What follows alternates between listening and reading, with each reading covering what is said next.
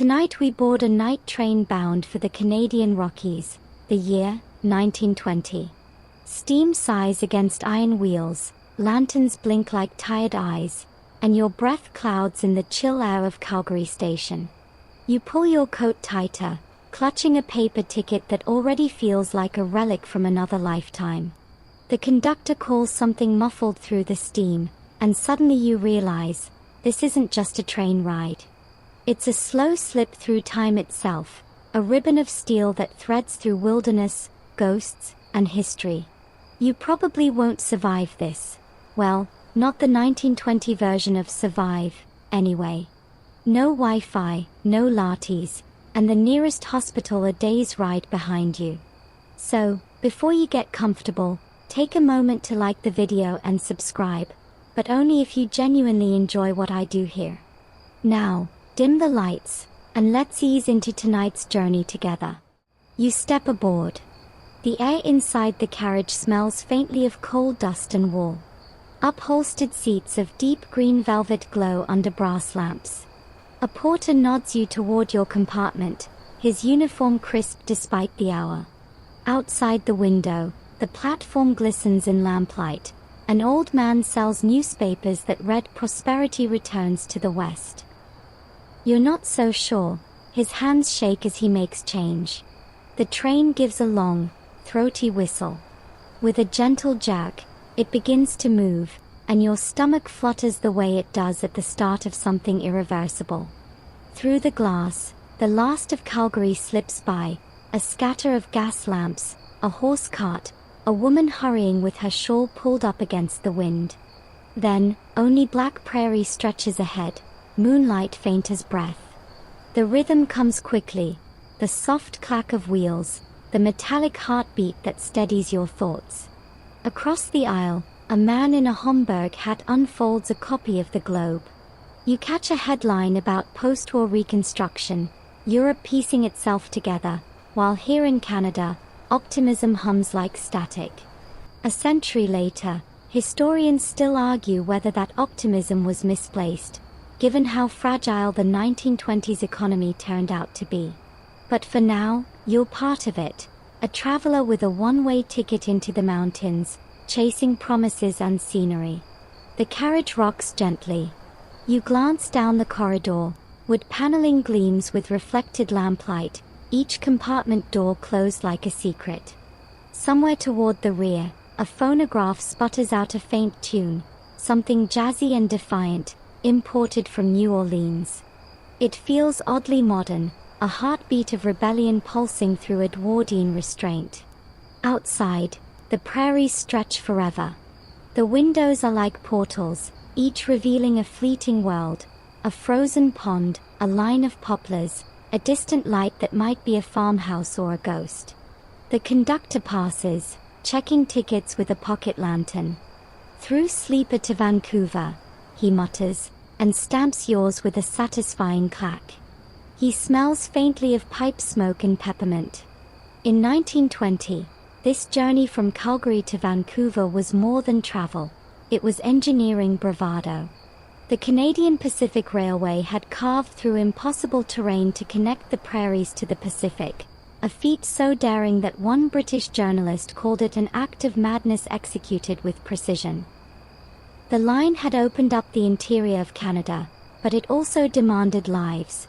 Workers buried in avalanches, men lost to dynamite accidents, frostbite, and malaria brought by foreign crews. You rest your hand on the window pane, it's cold enough to numb your fingertips, and you think about those invisible hands that laid these rails. The train whistles again, a low, lonely note swallowed by the vast night. Your compartment shivers as wind knifes across the plain. Someone laughs a few doors down, perhaps at a joke too small to cross time, or maybe just at the absurdity of sleeping in motion. Your seat folds down into a narrow berth, sheets crisp and smelling faintly of starch and smoke. As you settle in, you spot a small detail. The luggage rack above you bears a sticker, Palliser Hotel, Calgary. A touch of local pride. That hotel, built only a decade before, was the crown jewel of the Canadian Pacific's chain of Grand Railway hotels, each one a stone and timber dream meant to lure wealthy travelers westward. The marketing line? See the untamed Canada, in comfort. A phrase both sincere and slightly insulting to the wilderness itself. You tug at the curtain cord. The fabric swishes closed, muffling the world. Yet through a narrow gap, you watch prairie lights fade one by one until only the stars remain, sharper and more plentiful than any city could allow. For a moment, you imagine each star as a station you'll never reach. The rhythm of the rails becomes hypnotic. Clack, clack, clack, clack. Your eyelids droop. In that half-dream state, your mind fills in what the dark hides. Bison herds that no longer roam, campfires of Blackfoot travelers along ancient trails, and, because the mind loves a good mystery, a spectral horse galloping beside the train, hooves striking sparks that vanish before they fall. You shift, laugh softly to yourself. Too many ghost stories, you murmur. A century later, historians still argue whether the tales of railway ghosts, particularly the conductor of the lost train said to roam these routes, were folklore, propaganda, or a clever marketing ploy to make the wilderness feel alive. Either way, they work. You feel watched, in a comforting way. Somewhere between waking and sleep, your compartment flickers with orange light as the train rounds a curve. You glimpse the engine ahead, coal smoke billowing like a dragon's breath against the night sky.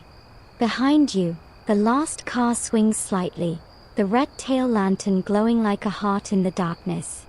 A porter knocks softly. "Tea before bed?" he asks.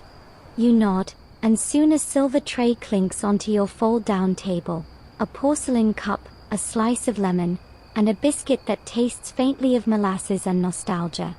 You sip slowly. The tea scalds your tongue, grounding you back in this fragile present. Somewhere, far ahead, the mountains are waiting. Their peaks catch moonlight even now, unseen but certain, drawing the train toward them like a magnet.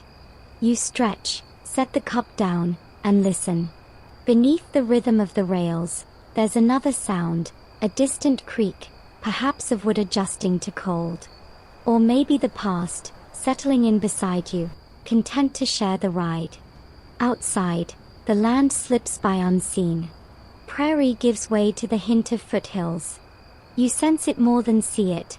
The air grows cooler, denser, tinged with pine. The stars seem closer, and the moon hangs low, as if curious about your journey. You close your eyes at last, lulled by motion and memory. Tomorrow will bring the first shimmer of mountains, but tonight belongs to the in-between, a space where time, history, and dreams travel side by side. The night deepens, and the train hums like a lullaby. You wake to the faint rattle of the carriage shifting gears. No, not gears exactly, but that subtle change of rhythm when the engine finds its stride. Outside your window, civilization is a rumor. Calgary's lights are long gone, swallowed by black prairie and wind. Only the stars remain, cold, precise, eternal, and the endless whisper of wheels against rails. You push aside the curtain and peer out. The window pane is slick with condensation, reflecting your face back at you, ghost pale and slightly disheveled. Somewhere out there, the land still breathes, vast and indifferent. You spot the outline of a barn miles away, its single lantern flickering like a heartbeat. Then even that fades, and you're left with the blank, ink-dark sea of the Western Plains. In the 1920s, this was the edge of modernity. Telegraph poles march beside the tracks like sentinels, their wires singing faintly in the cold air. Those lines carried news, love letters, and, according to one railway rumor, a single unbroken Morse code transmission that's been echoing ever since, looping forever through the copper veins of the Dominion. Historians still argue whether that's possible, but it's the kind of story railwaymen like to tell after midnight, when the whiskey's low and the train is high in the hills. You wander toward the observation car. Your boots click on the narrow aisle, the floor tilting slightly as the train sways. The porter nods sleepily, polishing a brass handle that gleams like moonlight.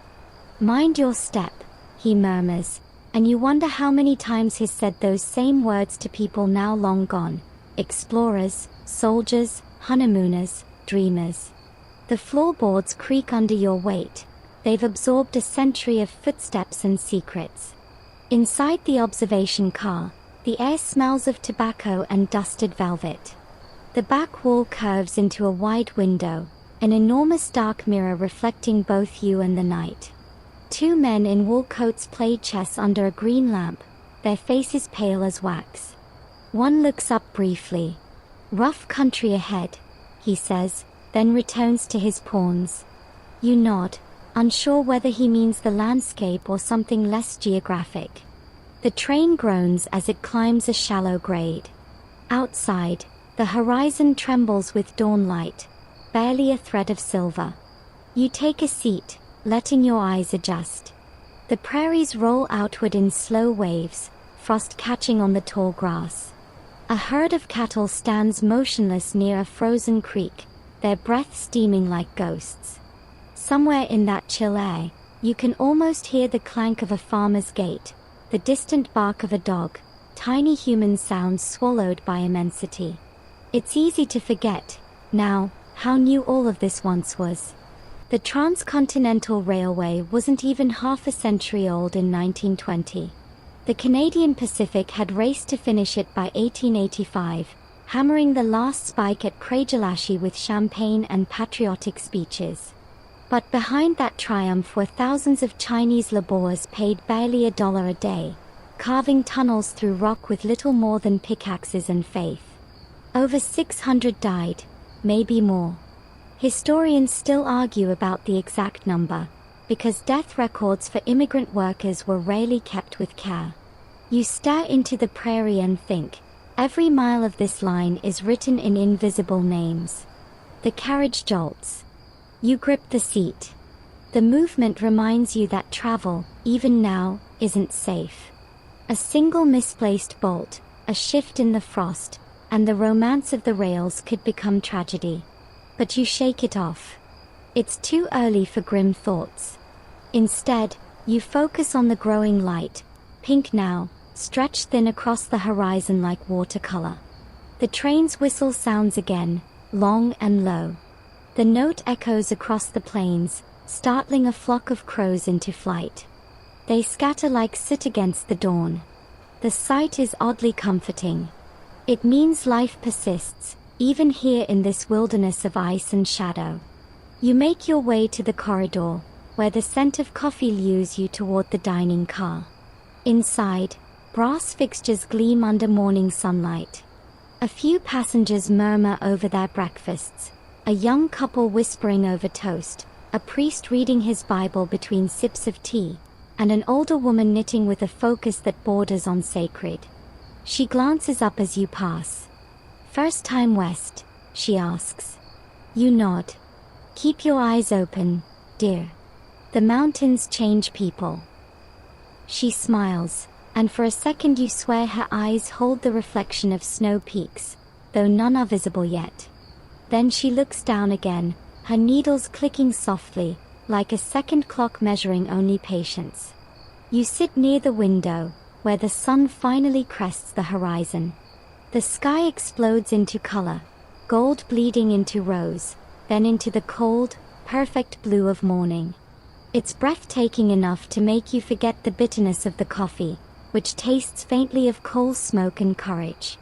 The waiter, a lanky young man with an accent from somewhere deep in Nova Scotia, tells you they are serving eggs à la CPR, scrambled to survive a rocking train. You laugh, and he grins. "Best in the Dominion," he says, though his eyes suggest otherwise. As you eat, you notice the rhythmic sway of the silverware. Every fork, every cup seems to dance with the train's heartbeat. There's a beauty in that, this mechanical waltz between precision and chaos. You think, not for the first time, that the whole of modern life in 1920 feels like that, everything balanced on motion, momentum, and faith that the rails will hold. By the time you finish breakfast, the sun has climbed higher. The land outside is no longer pure shadow but textured. Fences, silos, a scatter of homesteads clinging to the earth. Horses graze, their coats steaming in the light. Somewhere, a child waves at the train, and instinctively you wave back. It's a small, silly gesture, but it feels right. For a moment, you're part of the story rather than just passing through it. You linger in the dining car, watching the last crumbs of frost melt from the window. The older woman finishes her knitting and folds the fabric neatly on her lap. The priest closes his Bible. The young couple leans closer together, their laughter soft as feathers. Everything feels suspended in that golden morning glow. The train begins to slow, not stopping yet, just easing its speed as if testing the air ahead. You sense the terrain shifting beneath you. The flatness of the prairie gives way to gentle undulations. In the far distance, barely visible through the haze, rises a faint shadow, the first hint of the foothills. It's like seeing the edge of a dream.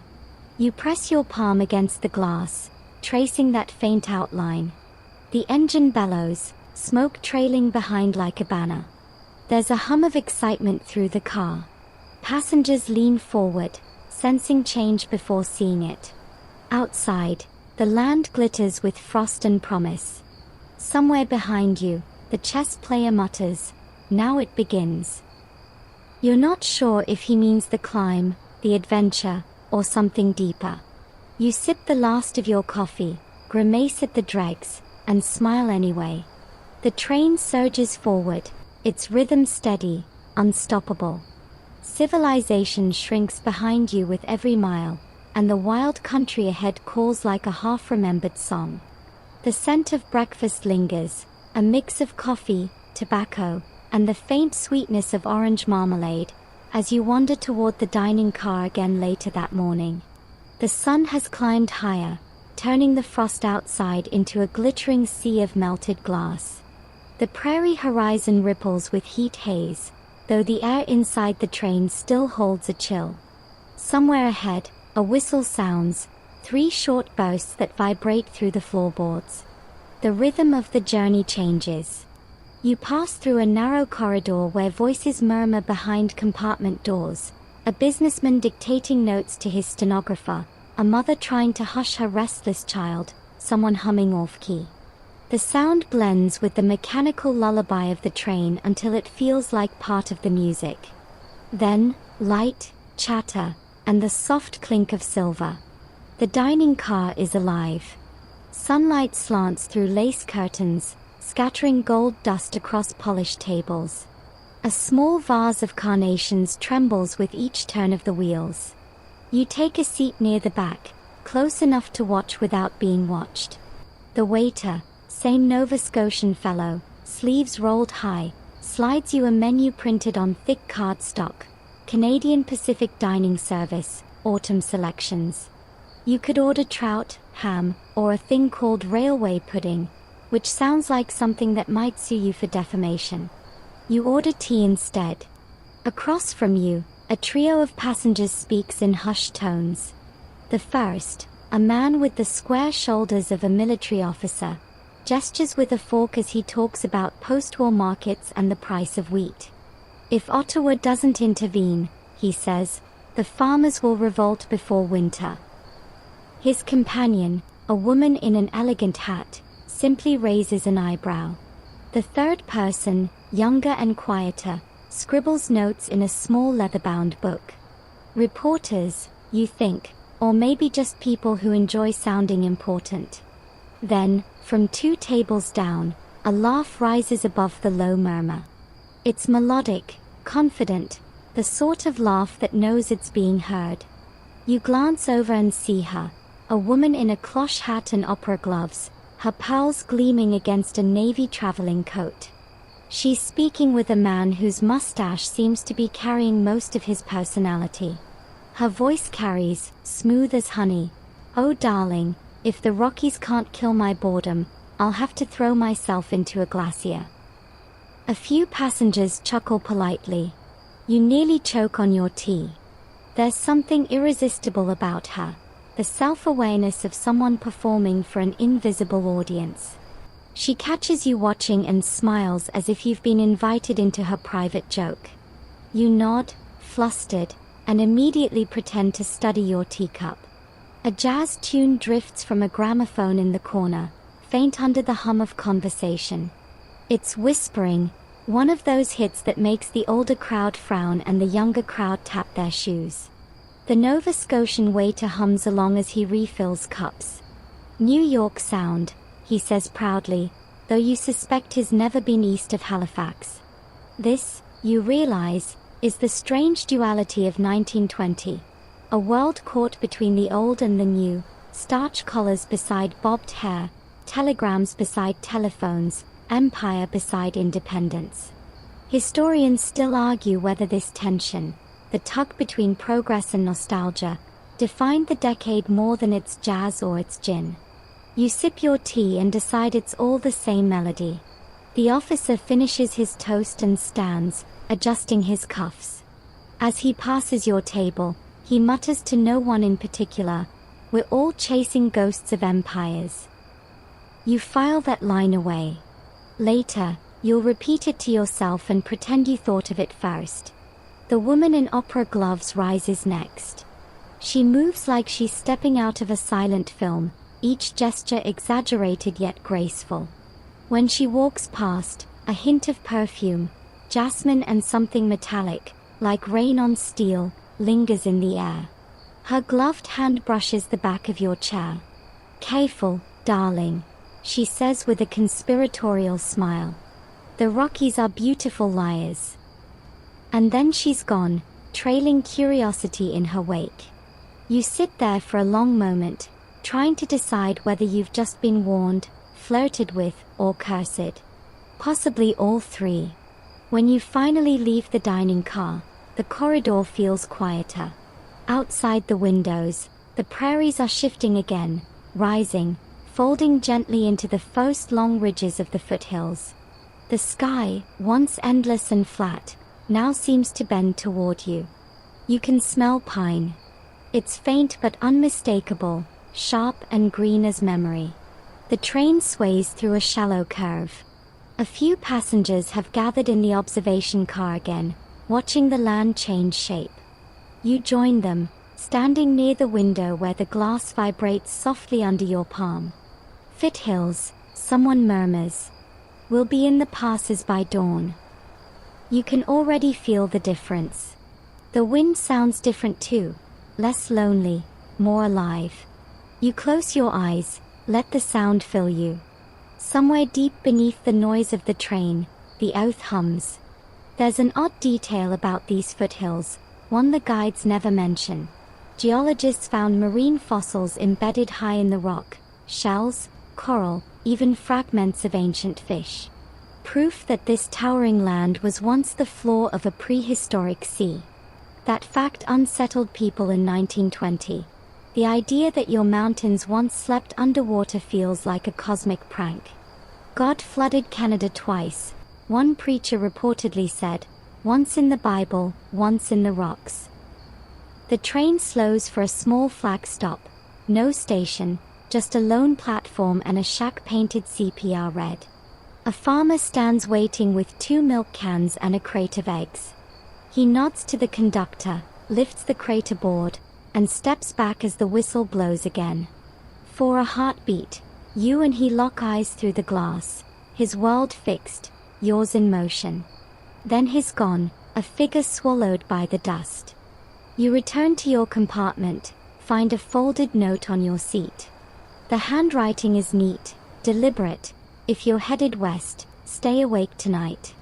The foothills whisper secrets to those who listen. No signature. You glance down the corridor, empty except for a porter stacking luggage. It's probably a prank, you tell yourself. Or maybe just the kind of eccentricity long journeys breed. Still, when night falls again, you find yourself unable to sleep. The moon rises, huge and low. It washes the foothills in silver light, every ridge etched in shadow. The train glides forward like a dream caught between worlds. You rest your chin on your hands and watch until your reflection fades from the glass and only the night remains. Somewhere in the distance, a wolf howls, one long, haunting note that could be hunger or him. The sound travels across the open air, climbing aboard the train like a stowaway.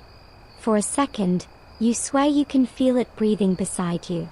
Then the whistle answers, deep and mournful, and the night carries both voices away. The night surrenders quietly to dawn, though you wouldn't call it surrender exactly, more a graceful retreat. The prairie light shifts from silver to blue to a slow-blooming gold, and you realize you haven't truly slept. The train has carried you through a kind of waking dream, your thoughts as restless as the wheels beneath you. Outside the window, the land rolls gently now, no longer flat but breathing, alive. Hills lift their shoulders toward the sun, dotted with pine and poplar. A thin veil of mist curls through the valleys, so faint it seems the earth itself is exhaling. You press your forehead to the cool glass and watch the world widen. The foothills have arrived for real this time, soft at first glance, but hinting at the jagged bones beneath. A porter knocks softly at your door, holding a tray. "Morning tea, sir, traveler," he says, defaulting politely to neutrality. The steam rises fragrant and earthy. You thank him and ask the time. 6:30, he replies, and bam's still a few hours yet. We're between the worlds now. Between the worlds. That phrase sticks. You sip your tea and let the rhythm of the rails settle into your chest. The train curves through a shallow cut, and suddenly the window floods with movement, herds of elk grazing near a frost-edged river. Their breath clouds the morning air, horns glinting like bronze. You lean closer. They lift their heads in unison, statues for half a heartbeat, before scattering into the trees. Somewhere down the corridor, a voice recites lines from a poem, something about a west wind over white hills. It's oddly fitting. The year 1920 was a poetic one for Canada. National identity was still being written in long, romantic stanzas about wilderness and endurance. School children memorized verses by Archibald Lampman and Bliss Carman, both of whom believed the Rockies were not just scenery but scripture, mountains as metaphor. Historians still argue whether that idealized view helped preserve the wilderness or simply turned it into a tourist attraction. The train rounds another curve. The morning light pours through the carriage windows, turning brass fixtures into gold. You catch your reflection and almost don't recognize it, sleep-deprived, wind-burned, oddly peaceful. From the compartment next door, you hear a familiar laugh, the opera-gloved woman from the dining car. Her voice filters through the wood paneling like a half-remembered melody. "Honestly, Charles," she says to someone, "if you propose before Lake Louise, I shall throw myself into it." The sound of a man chuckling follows. You grin, sipping your tea. Apparently, her glacier threat had some mileage. The train whistle cuts through their laughter, long and resonant. It echoes against the hills, the sound expanding until it feels like the whole landscape is singing back. You set your cup aside and step into the corridor. The doors rattle softly. The air smells faintly of coal smoke and pine. In the observation car, a handful of passengers are already awake. The old woman with the knitting needles sits by the window again, her yarn a deep forest green. Beside her, the chess players from last night have abandoned their board, watching instead as the horizon changes shape. "First glimpse of the Rockies," one says quietly, pointing. And there they are, still faint, still distant, but unmistakable.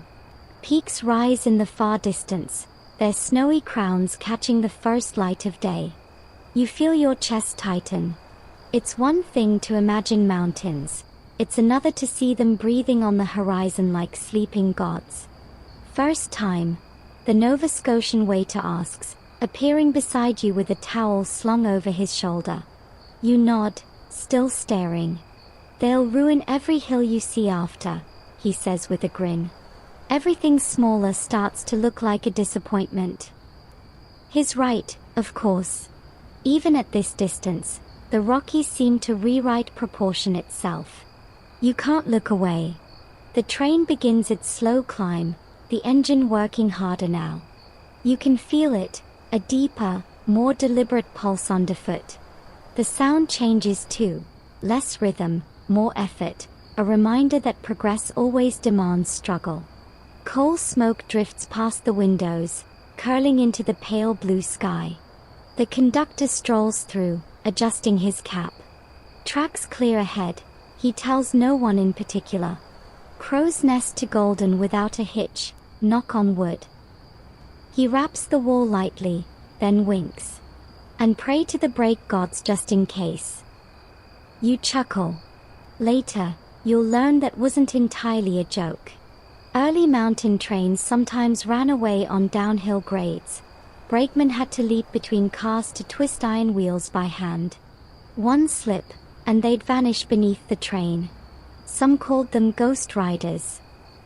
A fringe superstition claims their spirits still race alongside westbound engines, tightening phantom brakes. You find yourself glancing at the rails, half expecting to see one running beside you. Outside, the foothills steepen. Rivers slice through stone like veins of silver. The grass gives way to pine forests so dense they look woven. Occasionally, a clearing flashes by, an abandoned homestead, a sagging barn, a patch of snow clinging stubbornly to shadow. You imagine what it must have been like to settle here in 1920. A family from Europe or the Maritimes stepping off a train with all their possessions and a government promise of good land. Many found only rock and wind. Yet some stayed, their cabins still standing as mute testaments to optimism or stubbornness, perhaps both. The train slows near one such clearing.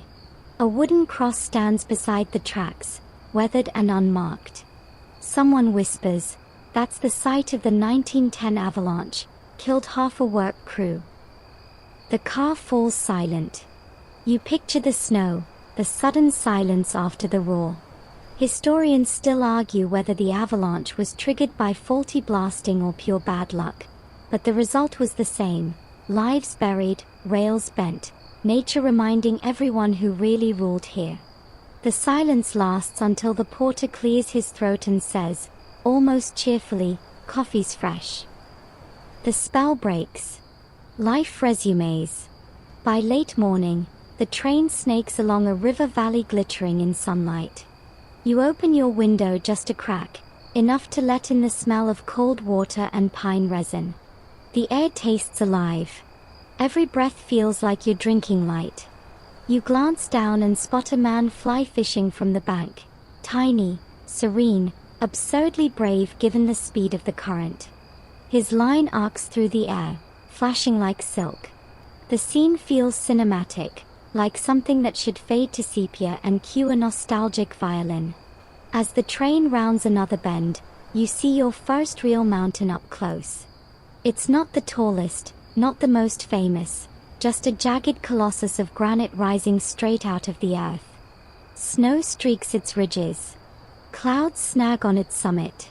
For a moment, it blocks the entire world. The passengers murmur softly, or crossing their faces like light through stained glass. You exhale without meaning to. The mountain doesn't care, of course. It existed long before you, will outlast every train and dream. But right now, for these few minutes, it feels like it's looking back. The train curves away, the view shifts, and the mountain recedes into memory. You sit down again, pulse slowing. The landscape has changed, and so have you, just a little. The world is wider now, the air thinner, the silence deeper. Outside, the shadows of clouds drift across the hills like slow ships. Inside, you let your eyelids close, not to sleep, but to listen. The rails hum. The wind whispers through cracks in the window. And somewhere, Far ahead, the Rockies wait, patient and eternal. Morning has become something crystalline, sharper than any city sunrise you've known. You wake to the scent of coal and pine sap, a strange duet of progress and wilderness. The train breathes heavily as it climbs, engine pistons working in deep, rhythmic sighs. When you glance out, the world has changed again. The prairies are gone, replaced by folds of mountain foothills blushing gold in the early light. Steam coils past your window like the ghosts of forgotten clouds. You stretch, bones clicking, and realize that sleep has left a thin film of dream behind, fragments of elk on moonlit plains, of an opera-gloved woman laughing in the dark. The border between waking and dream seems to blur more easily up here. You make your way down the narrow corridor, the wood-paneled walls glowing honey-brown in the morning light. The train rocks gently, like it's soothing you toward some quiet revelation. In the vestibule between cars, you pause to breathe in the mountain air. It's cold enough to bite your lungs, clean enough to make your heart feel a little guilty. Ahead, the engine whistles, a long, deep note that ricochets through the valleys. For a moment, you hear its echo answering back from invisible cliffs. The sound feels alive, like a conversation between machine and mountain. Back in the dining car, breakfast is a livelier affair than yesterday's quiet civility. The air buzzes with that restless excitement of travelers approaching the Rockies proper. The Nova Scotian waiter serves porridge and fried bacon with a flourish, as if breakfast were a theatrical performance. He grins at you. "You'll see them clear as glass within the hour," he says, tilting his head toward the window. "And they'll see you too." You're not sure whether that's comforting or ominous. The opera-gloved woman is here again, now seated near the middle of the car, sipping coffee with studied elegance. Her companion, apparently named Charles, reads a newspaper but doesn't seem to absorb a word. She catches your eye over her cup and smirks, as if the mountains were her idea all along. Around her, other passengers lean toward the windows. Someone gasps softly. You follow their gaze. There they are. The Rockies rise not as a wall but as a slow revelation. At first, just a gray-blue outline, faint as watercolor. Then sharper ridges, snow tracing every crease, sunlight carving the peaks into sculpture. They don't look real, too vast, too deliberate, like something humanity might have dreamed before remembering its own size. You step closer to the window. The train snakes through a wide valley, a turquoise river rushing beside it, froth catching the sun. Pines march up the slopes in dark green battalions, their tips brushing against the sky. The air outside looks thinner, purer. You can almost feel the altitude pressing gently against your chest. Someone in the next seat whispers, "The spine of the continent." That's what geographers once called this range, the rocky backbone dividing the waters of the Atlantic and Pacific. Every drop of melted snow here must choose a destiny, east or west. You wonder which way your breath would go if it froze mid-air. Historians still argue whether the name Rockies came from early French explorers' mistranslation of an indigenous term or simply from the obvious fact that they are, well, quite rocky. Either way, it's stuck. The Nova Scotian waiter refills your coffee. "Hard to believe people crossed those on horseback," he says, shaking his head. "No tunnels then, just guts and frostbite." He's right. The first railway surveyors faced impossible odds, sheer cliffs, avalanches, winter winds that could freeze ink mid-sentence. One crew spent an entire week carving a single curve through granite, earning a single mile of progress. Another story, probably apocryphal, claims that a surveyor once went mad from the silence and began arguing with the mountains themselves. "You blinked first," he supposedly shouted before resigning and heading back east. You smile, imagining the scene. And yet, the more you look out at these ridges, the more you suspect that kind of madness isn't so far-fetched. The mountains do stare back. The conductor strolls through, checking tickets as if pretending to work. "Foothills behind us now," he says proudly. "Next stop, Laggan. You'll want your camera for that one." You glance around. No one seems to have a camera except a young couple with a boxy Kodak. They giggle as they pose near the window, the man pretending to tip his hat toward the peaks. The flashbulb pops, startling the entire car. "Sorry," he calls out sheepishly, and the woman hides her face in his shoulder, laughing. The opera-gloved woman rolls her eyes with aristocratic disdain, but there's a hint of fondness there too. You decide to step into the vestibule again, braving the cold for a clearer view. The train rounds a sharp bend, and suddenly the full panorama opens before you. Peaks tower on every side, gray granite streaked with snow, waterfalls spilling like silver thread. The sunlight slices through the clouds in cathedral beams.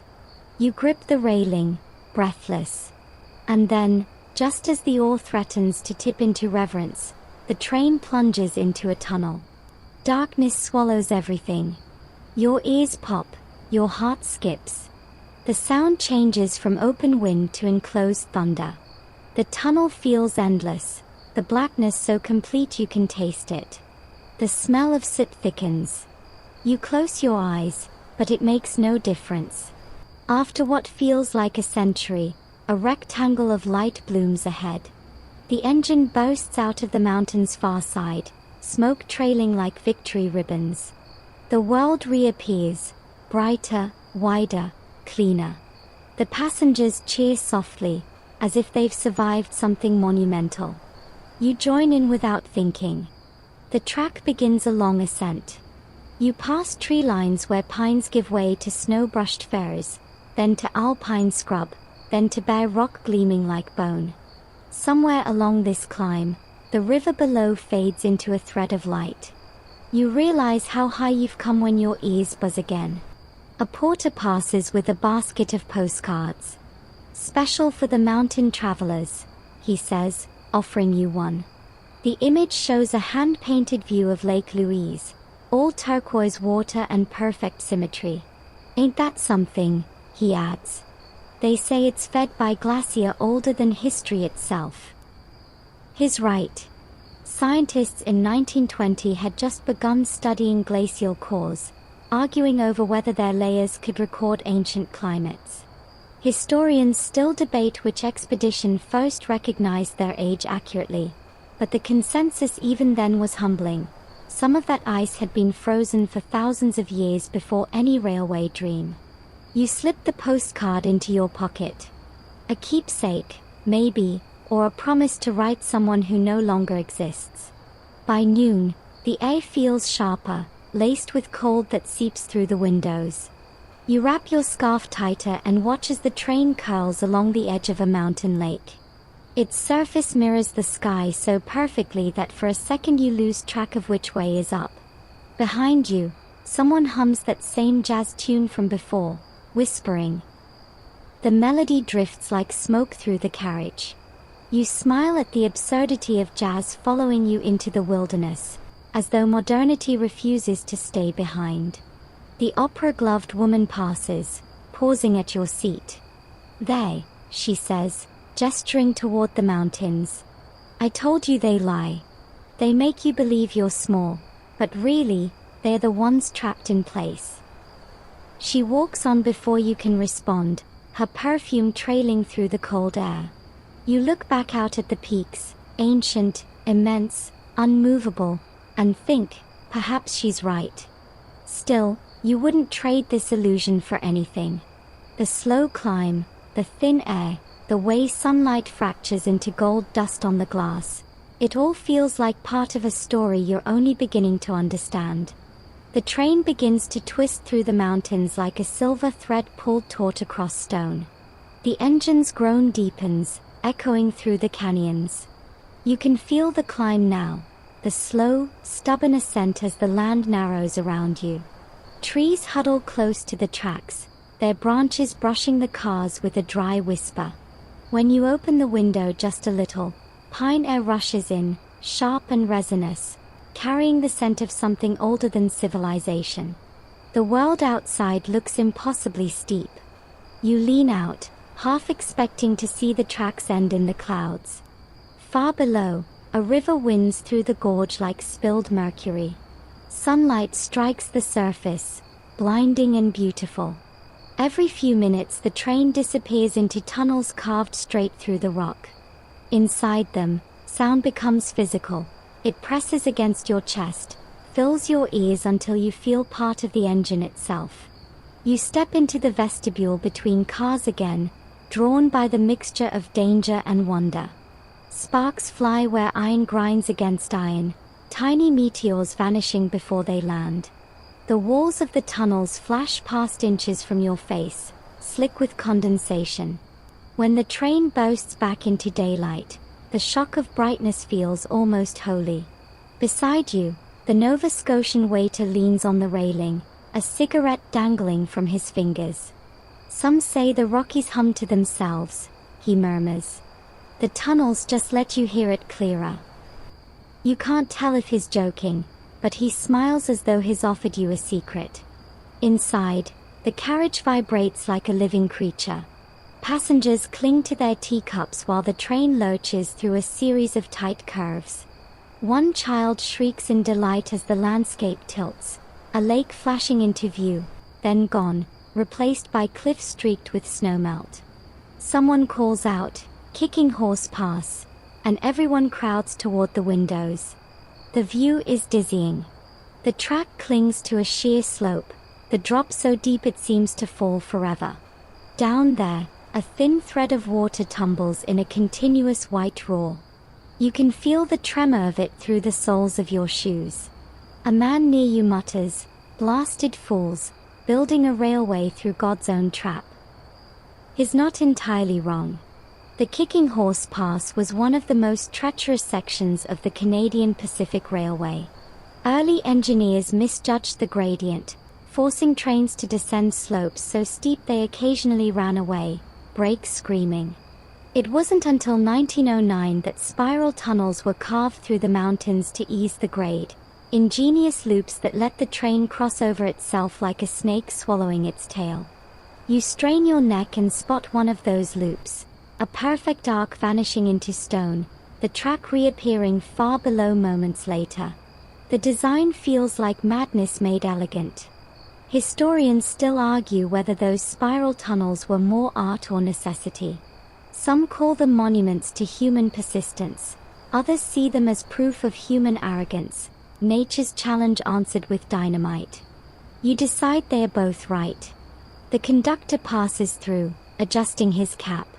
"Next stop, Field," he announces.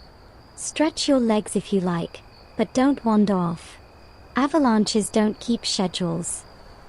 A few passengers laugh nervously. When the train finally slows, the wheels squeal against the rails. The air that rushes in is crisp and metallic, tinged with snowmelt. You step onto the platform, a sliver of wood nestled between peaks, and feel the ground solid beneath your boots for the first time in hours. The town of Field is little more than a cluster of cabins, a general store, and a water tower leaning slightly from too many winters. Yet there's a quiet majesty here. The peaks rise like sentinels around you, their upper halves lost in cloud. Somewhere nearby, an unseen waterfall rumbles. You can taste the cold in the air. A railway worker in a soot-stained cap nods as you pass. "Don't stay still too long," he warns. "The mountains don't like strangers standing still." His tone makes you uncertain whether it's superstition or advice.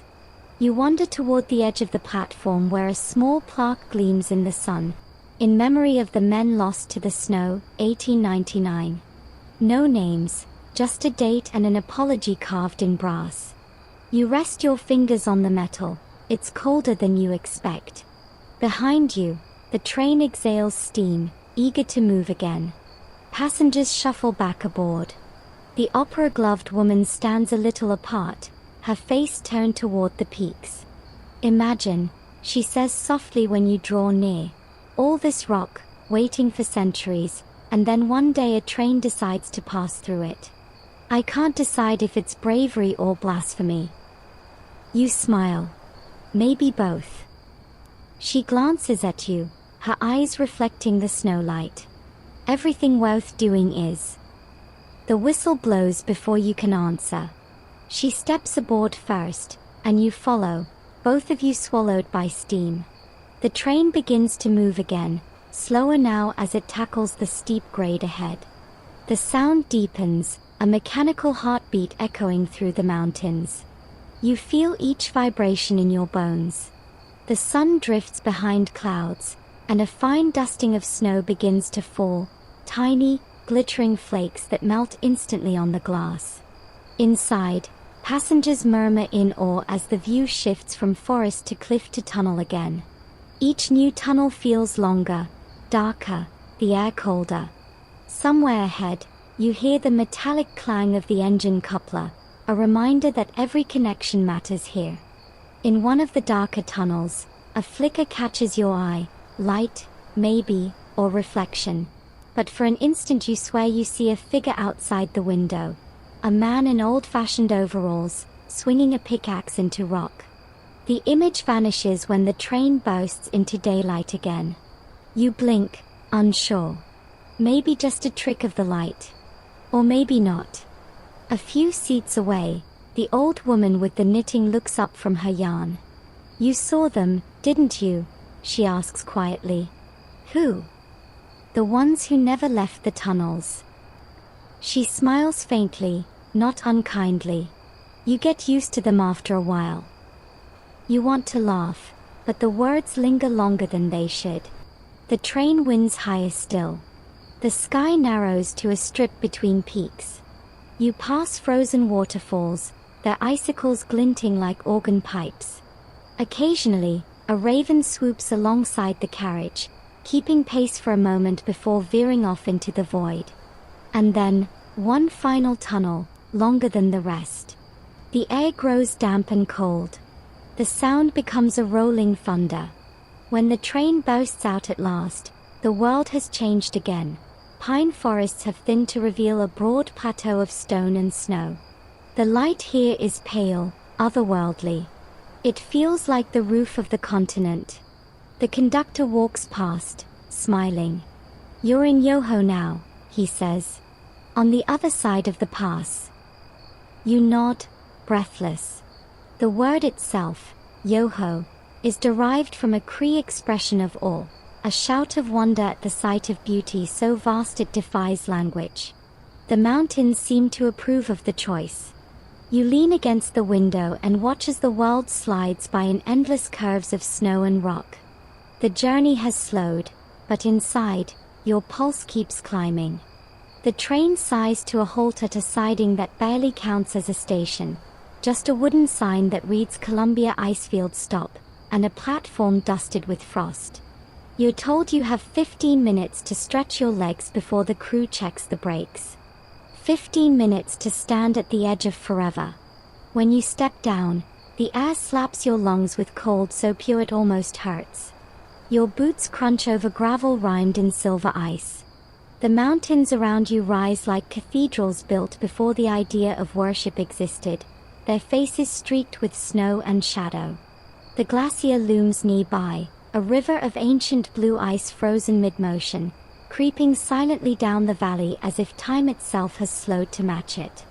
A breeze sweeps across the platform, carrying the faint hiss of shifting snow. Someone near you murmurs, "It's alive." You can see why they'd think that. The glacier groans, cracks, exhales mist. You half expect it to turn its head. The conductor stands near the steps, stamping his boots and blowing on his hands. "Big fella, isn't it?" he says. "Couple 100 feet thick, maybe more. We used to think glacier were eternal. Now they say they move, like snails made of stone." You nod, though your words fog into nonsense. You can feel the glacier's breath, the cold pressing against your face. A few passengers venture closer, their laughter quickly dampened by the stillness. No one stays loud here, even sound seems to freeze. You crouch to touch the ground. It's damp, gritty with ice dust. The color of the glacier surprises you. Not white but a deep, shifting turquoise, like bottled ocean light. Historians still argue whether early explorers understood what they were seeing. You recall reading once. Some thought glacier were solidified floods, others called them sleeping rivers. Whatever the name, you can't help feeling you're standing beside something sentient. Behind you, the train exhales a steady ribbon of steam, its warmth looking almost indecent against the cold. Passengers linger near the carriages, snapping photographs with bulky Kodaks, their breath forming small ghosts. The opera-gloved woman appears again, this time wearing a fur-lined coat that catches the sunlight like powdered gold. Imagine, she says softly, all this ice, older than any empire, and yet it's melting as we watch. You blink. Melting? She nods. A guide in Banff told me. Said he measured the retreat with a walking stick. It's slipping backward every year. The notion unsettles you. This mountain giant, shrinking quietly under the watch of rail travelers and postcards. You look at the glacier again, trying to see the motion, trying to spot time in reverse. Nearby, a young man in a bowler hat crouches to fill a flask with meltwater, declaring it the purest drink on earth. You watch him gulp it proudly, only to double over seconds later. The porter chuckles. Ain't for drinking, he says. It's got too much air from the old world trapped inside. You laugh despite yourself, though the sound feels fragile. The air is so thin it steals your breath before you realize it. You take a step back toward the train, where warmth and motion promise safety. The conductor waves his pocket watch. 5 minutes. You turn once more toward the glacier. The wind picks up, scattering snow like powdered glass. For an instant, the sun breaks through, a spear of light cutting across the ice, igniting hidden colors. It's breathtaking, and you can't help whispering a thank you to whatever cosmic accident made it happen. Then, faintly, you hear a deep, muffled crack, like thunder trapped underground. The glacier has shifted. Somewhere beneath its surface, a slab of ice has fallen, echoing through 1,000 frozen years. Everyone freezes. The opera-gloved woman closes her eyes. There, she whispers. It's speaking. Moments later, silence swallows the sound again. The whistle calls you back to the present. You climb aboard, stamping the frost from your boots. The compartment feels warmer now, cozy in contrast.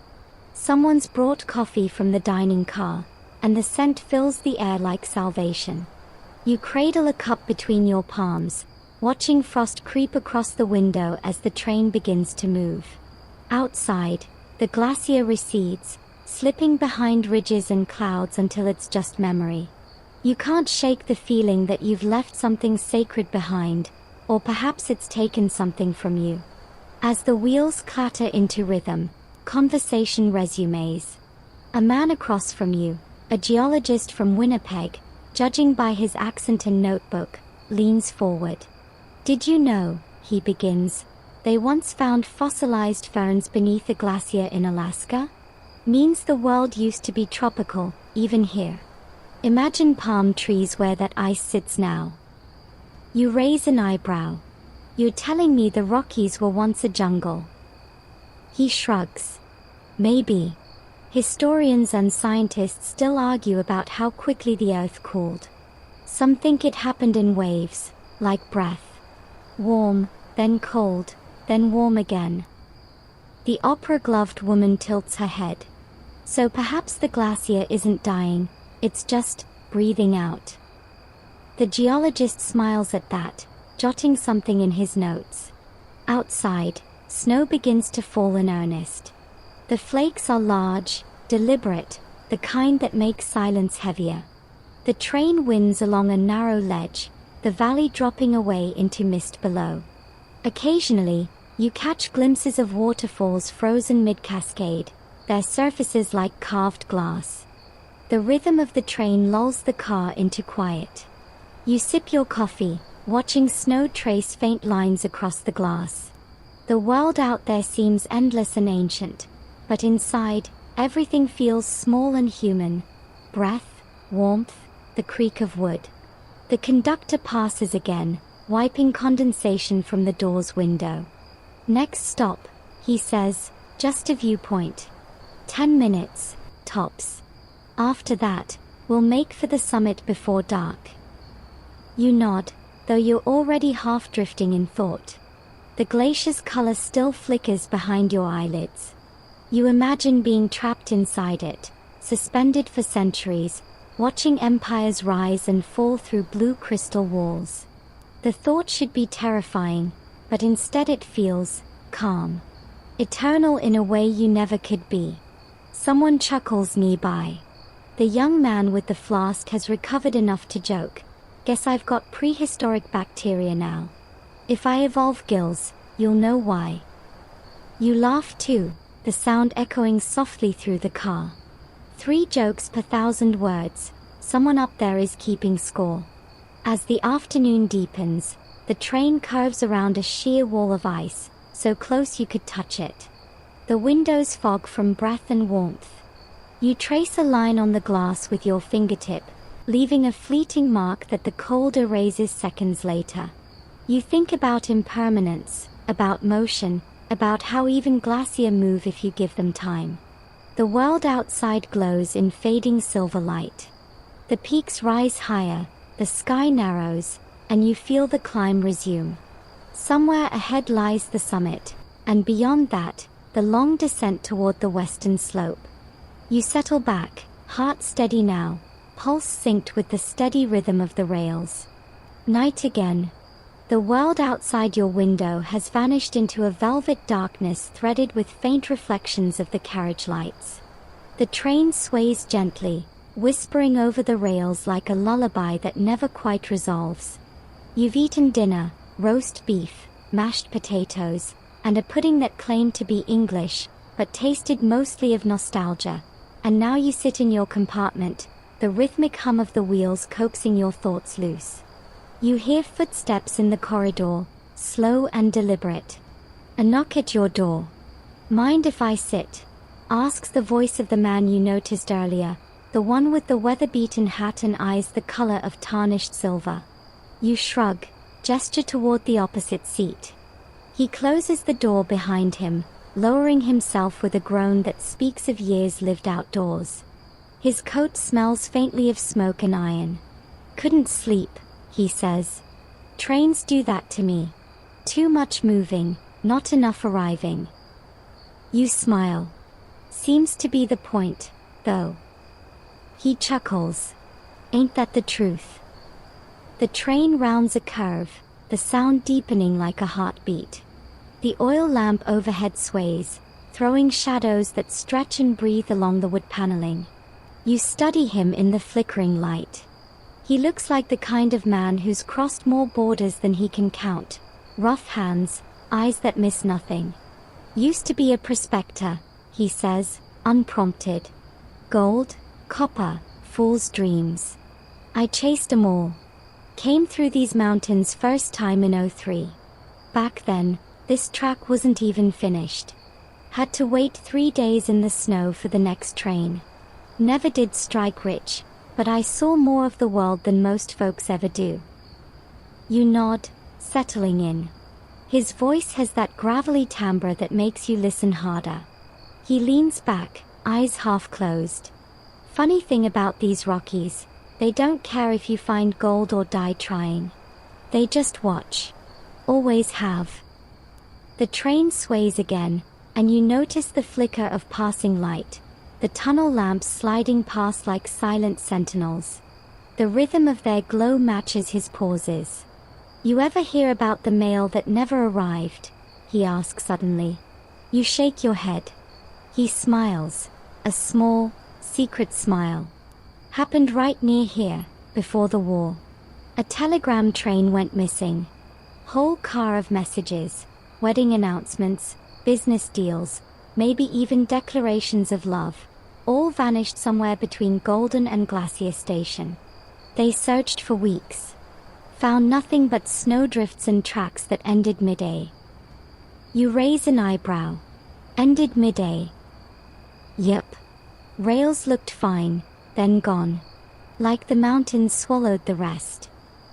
You're about to ask whether he believes it when the train jolts. A soft, abrupt shudder runs through the floorboards. The lamp above flickers once, twice. Then steadies.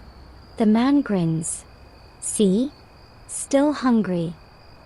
He's joking, probably, but you find yourself glancing toward the window anyway. Nothing but black glass staring back. He continues, voice lower now. I carried a piece of that old telegraph wire once. Found it half buried in ice near Rogers Pass. Kept it as a charm against bad luck. He pulls something from his coat pocket, a twisted strand of copper, tarnished green. He holds it up, the lamplight catching faint glints. Never did me much good, mind you. Still lost a partner to an avalanche 2 winters later. You hesitate, unsure whether to offer sympathy or silence. The man saves you the trouble by shrugging. He was stubborn. The mountain told him to turn back, but he figured he was stronger than rock. He leans forward, eyes gleaming. No one's stronger than rock. Outside, the whistle sounds, long, mournful, echoing through the valley like a warning. You realize how fast the train is moving now, the rhythmic clatter picking up pace. Somewhere ahead, a faint flash of light reveals snow whipping across the track. Storm's coming, the man mutters. They always come fast through this stretch. He stands, pocketing the copper wire. You get some rest. This part of the journey, well, it remembers things. Before you can ask what that means, he slips out into the corridor and is gone, the door clicking softly shut behind him. You sit in silence for a while, watching your reflection waver in the dark window. The sound of the wheels grows hypnotic, blending with the faint groan of wind outside. You almost manage to drift when, there it is again.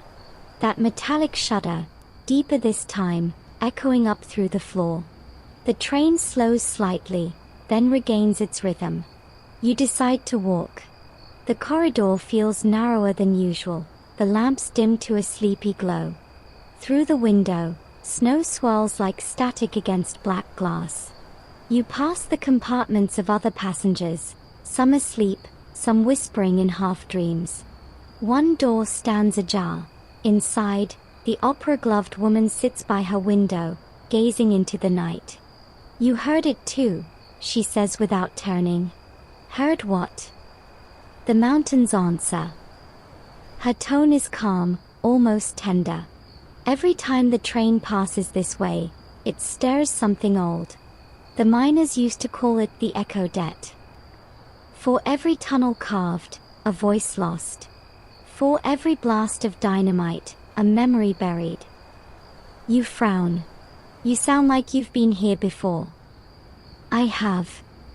She turns at last, eyes reflecting the lamplight. But not recently.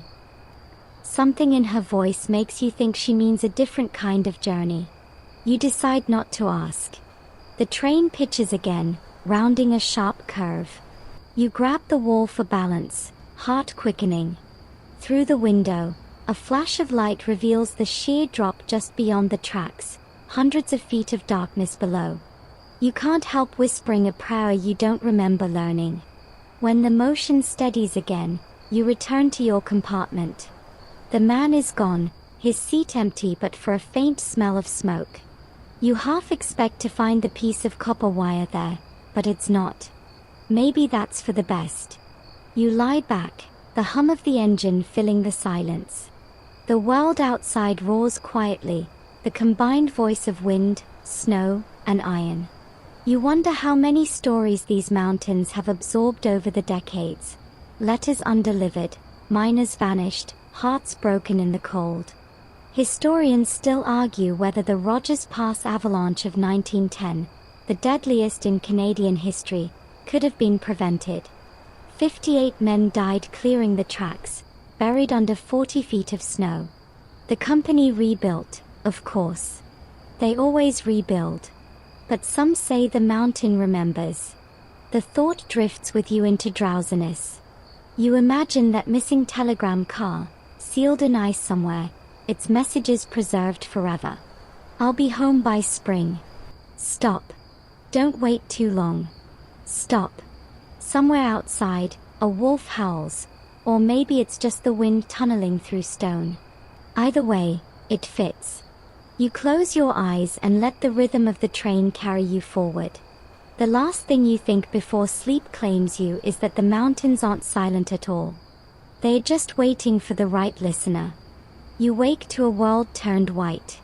The window beside your berth glows with diffuse light, as if the sun itself has been swallowed by snow. The train moves slower now, its groans more deliberate, the metal straining in the cold. When you breathe against the glass, frost patterns bloom instantly, curling into ferns and feathers. Someone raps on the compartment door. It's the conductor, his mustache jeweled with condensation. "Morning," he says. "Breakfast's running late. Cooks fighting a stove that don't want to fight back. We're in avalanche country now, so hold tight. If we stop sudden, it's for good reason." You nod, still half in dream. His words echo in your ears. Avalanche country. The phrase has a way of hollowing the air. Outside, the scenery slides past in shades of silver and gray. The mountains loom closer than ever, their faces veiled with snowdrift. Pines bend under the weight, shedding plumes of powder with each gust.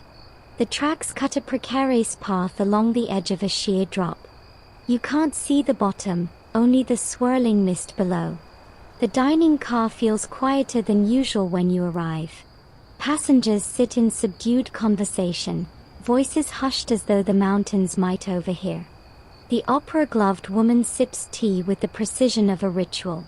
The geologist you met yesterday has drawn a crude map on a napkin, tracing peaks and fault lines while muttering to himself. You slide into a seat by the window. The waiter, a new one, stockier, with a Quebec accent, sets down a pot of weak coffee and says, "They tell me the snow's heavy up ahead. Might have to stop near Rogers Pass for a bit." Rogers Pass. The name rings in your head like an echo from the night before. That was where the prospectus said men were buried, 58 souls entombed under 40 feet of snow. The geologist glances up.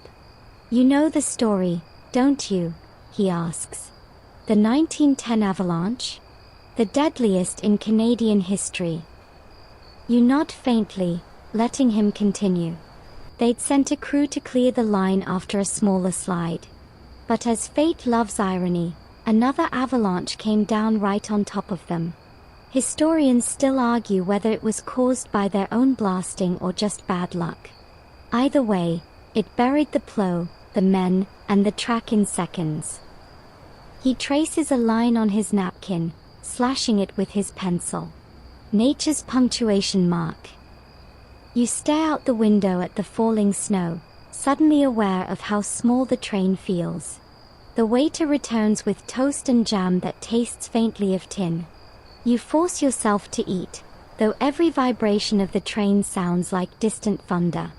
As the morning drags on, the snowfall thickens. The windows fog, and the world outside blurs into white. Occasionally, the conductor walks through, tipping his cap but saying nothing. The passengers watch him with quiet eyes, waiting for reassurance he doesn't give. The train slows. Then it stops. For a long moment, no one speaks. The only sound is the ticking of the stove in the corner. Then the conductor reappears, brushing snow from his shoulders. "Small slide ahead," he says calmly. "Crew's going to check it. Nothing to worry about." He leaves, and the silence swells in his absence. You stand, pressing your palm to the cold window. The landscape outside is utterly still. Snowflakes fall in fat, lazy spirals, erasing everything they touch. The world has no color anymore, only light and shadow. You spot the crew working ahead, figures in dark coats moving through waist-deep snow. Their shovels flash briefly before vanishing into white. The engine sits like a patient beast, huffing steam that turns to fog. After several minutes, you see something curious, a group of men pointing toward the slope above. One of them waves frantically. Then, even through the sealed glass, you hear it, a low, rolling rumble that grows deeper, closer, heavier. Someone in the car gasps. The opera-gloved woman whispers, "It's moving." And it is. The snowfield above begins to shift, slow at first, then all at once, collapsing like a wave. You can't hear screams, only the muffled roar of gravity itself. It hits the slope below with terrifying grace, a white river swallowing trees, rocks, and everything in its path. The sound reverberates through the valley, deep and endless. The passengers freeze. You can feel the vibration under your feet, the carriage trembling. The avalanche misses the track by what feels like inches but could be yards. When it passes, silence rushes in like vacuum. No one speaks for nearly a minute. Then the conductor bursts back into the car, face pale, shouting, "All safe." It stopped short of the line. "Sit tight, we'll clear debris before we move." A shaky cheer rises from somewhere near the back. The tension cracks like thin ice. People begin to breathe again, laugh nervously, chatter about fate and luck and angels working overtime. You exhale slowly, realizing your hands are trembling. The opera-gloved woman turns toward you, her smile faint but steady. "You see," she says. "The mountain lets us pass, when it wants to." Outside, snow continues to fall, indifferent to the drama it caused. The crew returns, tiny figures moving like ants against the white slope. One of them waves at the train. The gesture feels both triumphant and meaningless. Hours pass. The crew clears the debris, and the engine exhales a cloud of steam that hangs in the frigid air like a sigh of relief. Slowly, the train begins to move again, inch by inch. The passengers clap softly as if applauding a cautious performance. The landscape seems gentler now, or perhaps you've just grown numb. You watch through the window as sunlight filters weakly through torn clouds, revealing drifts piled high along the valley walls. The snow glitters, deceptively peaceful. The geologist finishes his map, satisfied. "You know," he says, "there's still no complete agreement on why avalanches start. Some blame vibrations, others say it's temperature changes, or hidden layers of weak snow. But I think it's simpler. Mountains have tempers." You chuckle, voice shaky. "Bad ones." He grins. "Depends on how you treat them." By late afternoon, the train emerges from the narrow gorge into a wider expanse. The air seems brighter, the tension easing. You pass a memorial marker near the track, a simple wooden cross half buried in snow. You don't need to read the inscription to know what it says. The passengers are quiet again, subdued in that particular way people become after surviving something invisible. The dining car resumes serving lunch, but few eat much. The opera-gloved woman finally removes her gloves, laying them gently on the table as if acknowledging the gravity of what's past. Her hands are pale, elegant, and trembling. As the mountains recede slightly, you catch your reflection in the glass, face drawn, eyes wide, but alive. You can't help whispering, "Thank you," though you're not sure to whom. Outside, the snow begins to thin. Patches of dark rock appear through the drifts, and streams cut glistening lines through the ice. The mountains still watch, but their gaze feels softer now, like approval. When you finally see the first streak of sunlight touch the tracks, it feels like a benediction. The whistle blows once, long, clear, defiant, and the train presses onward, carving its path through the aftermath of silence. You wake just before dawn to an uncanny stillness. The motion of the train has changed, slower, gentler, almost hesitant. When you draw back the curtain, a pale gray fog presses against the glass, so dense it feels like a wall. The world outside has been erased again, but not by snow this time, by mist. A few minutes later, the whistle blows once, long and low, as if calling out to something lost.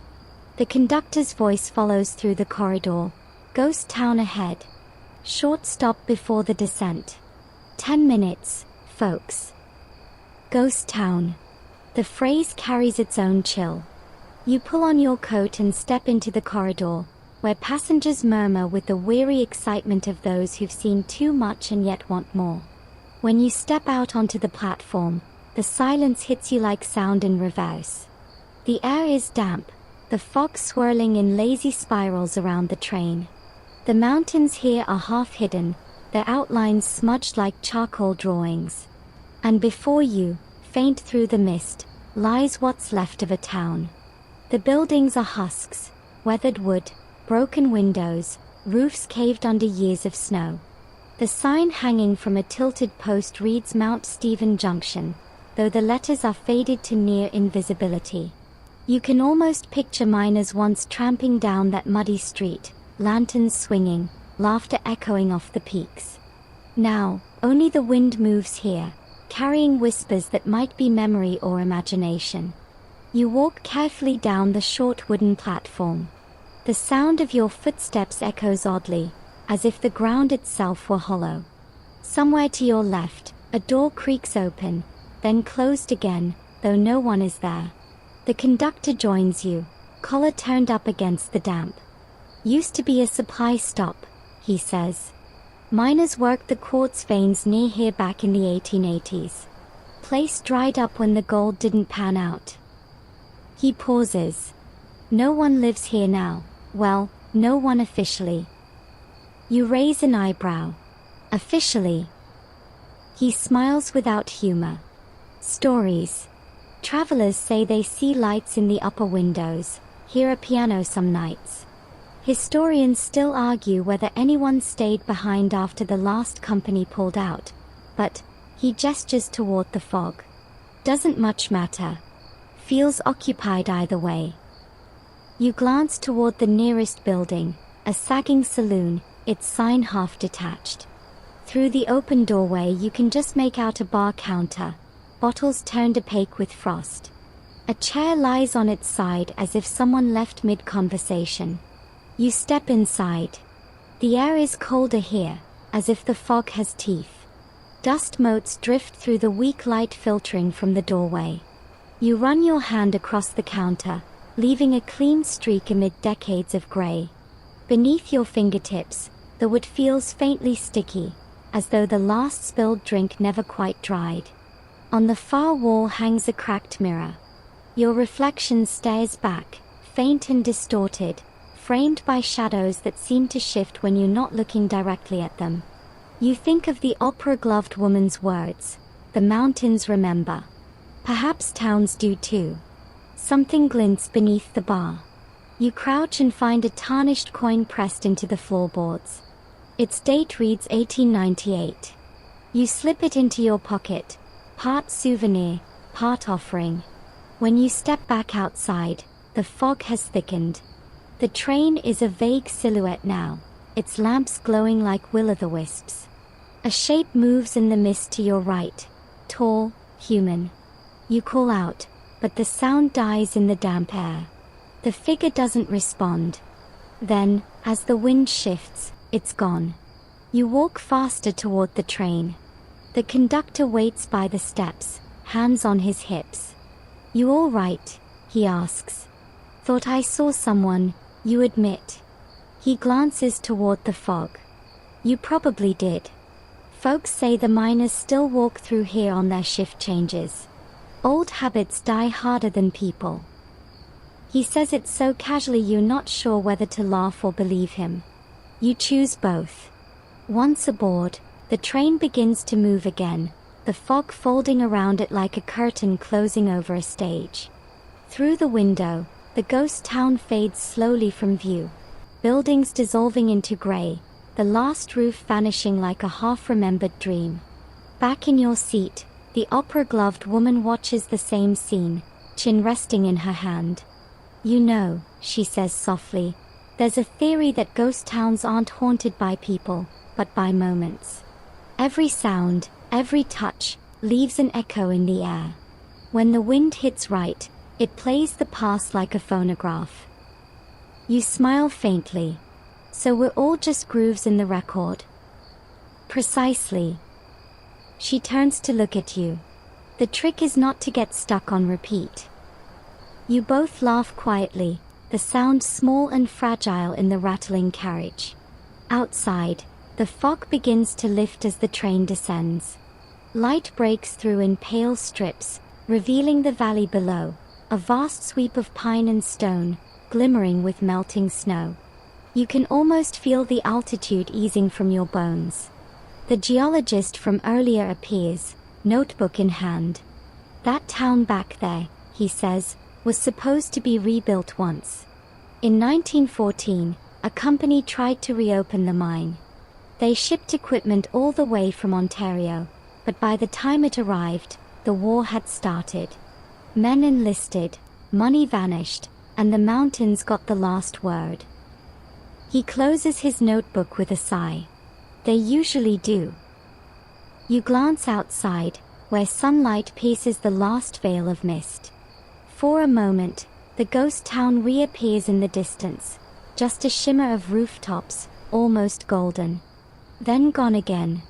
You wonder if the mountains allow glimpses of their stories as a kindness or a warning. The train picks up speed. The whistle blows, echoing down the valley like a wake-up call. The sound fades into the rhythm of the wheels, steady, comforting, alive. You sip a cup of coffee gone cold and think about all the people who once believed these tracks meant permanence, that iron could tame eternity. You almost envy their optimism. As the last wisps of fog clear, you catch sight of a small herd of elk grazing near the tree line. Their coats shimmer in the light, steam rising from their nostrils. One lifts its head, meeting your gaze through the glass. For a moment, you both pause, two travelers caught in the same second. Then it turns and disappears into the forest. Behind you, the porter hums a tune under his breath, something old and familiar, a waltz maybe. You let the rhythm of it lull you. The tension from the avalanche, from the ghost town, begins to drain away. The train snakes around another bend, and the valley opens wide beneath you. Rivers glitter like threads of mercury, mountains glow in layers of blue and white, and for the first time in days, the air feels alive with promise rather than warning. Still, as you lean back and close your eyes, you can almost hear faint music, distant piano notes drifting through the wind. Perhaps it's memory, or imagination, or one of those echoes the woman mentioned. Either way, it lingers.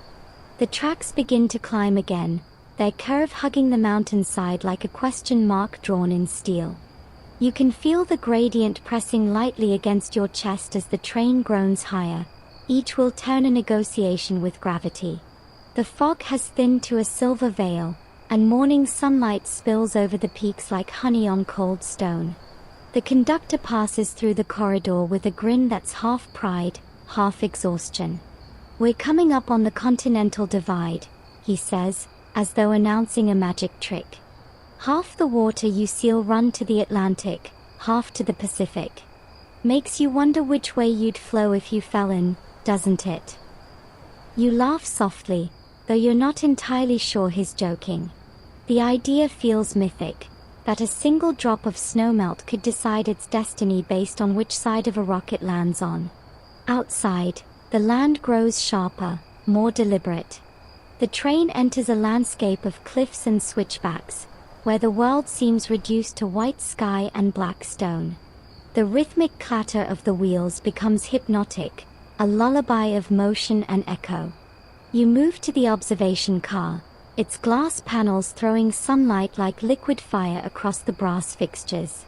A handful of passengers have gathered here, their faces pressed to the glass. Someone murmurs, "Look there, Kicking Horse River." Below, the river coils through the valley, narrow, wild, furious with meltwater. You can see where the engineers carved tunnels through solid granite to tame this route. A historical plaque mounted near the window tells you it took more than 1,000 men to cut through the rock, many of them immigrants who never saw the line completed.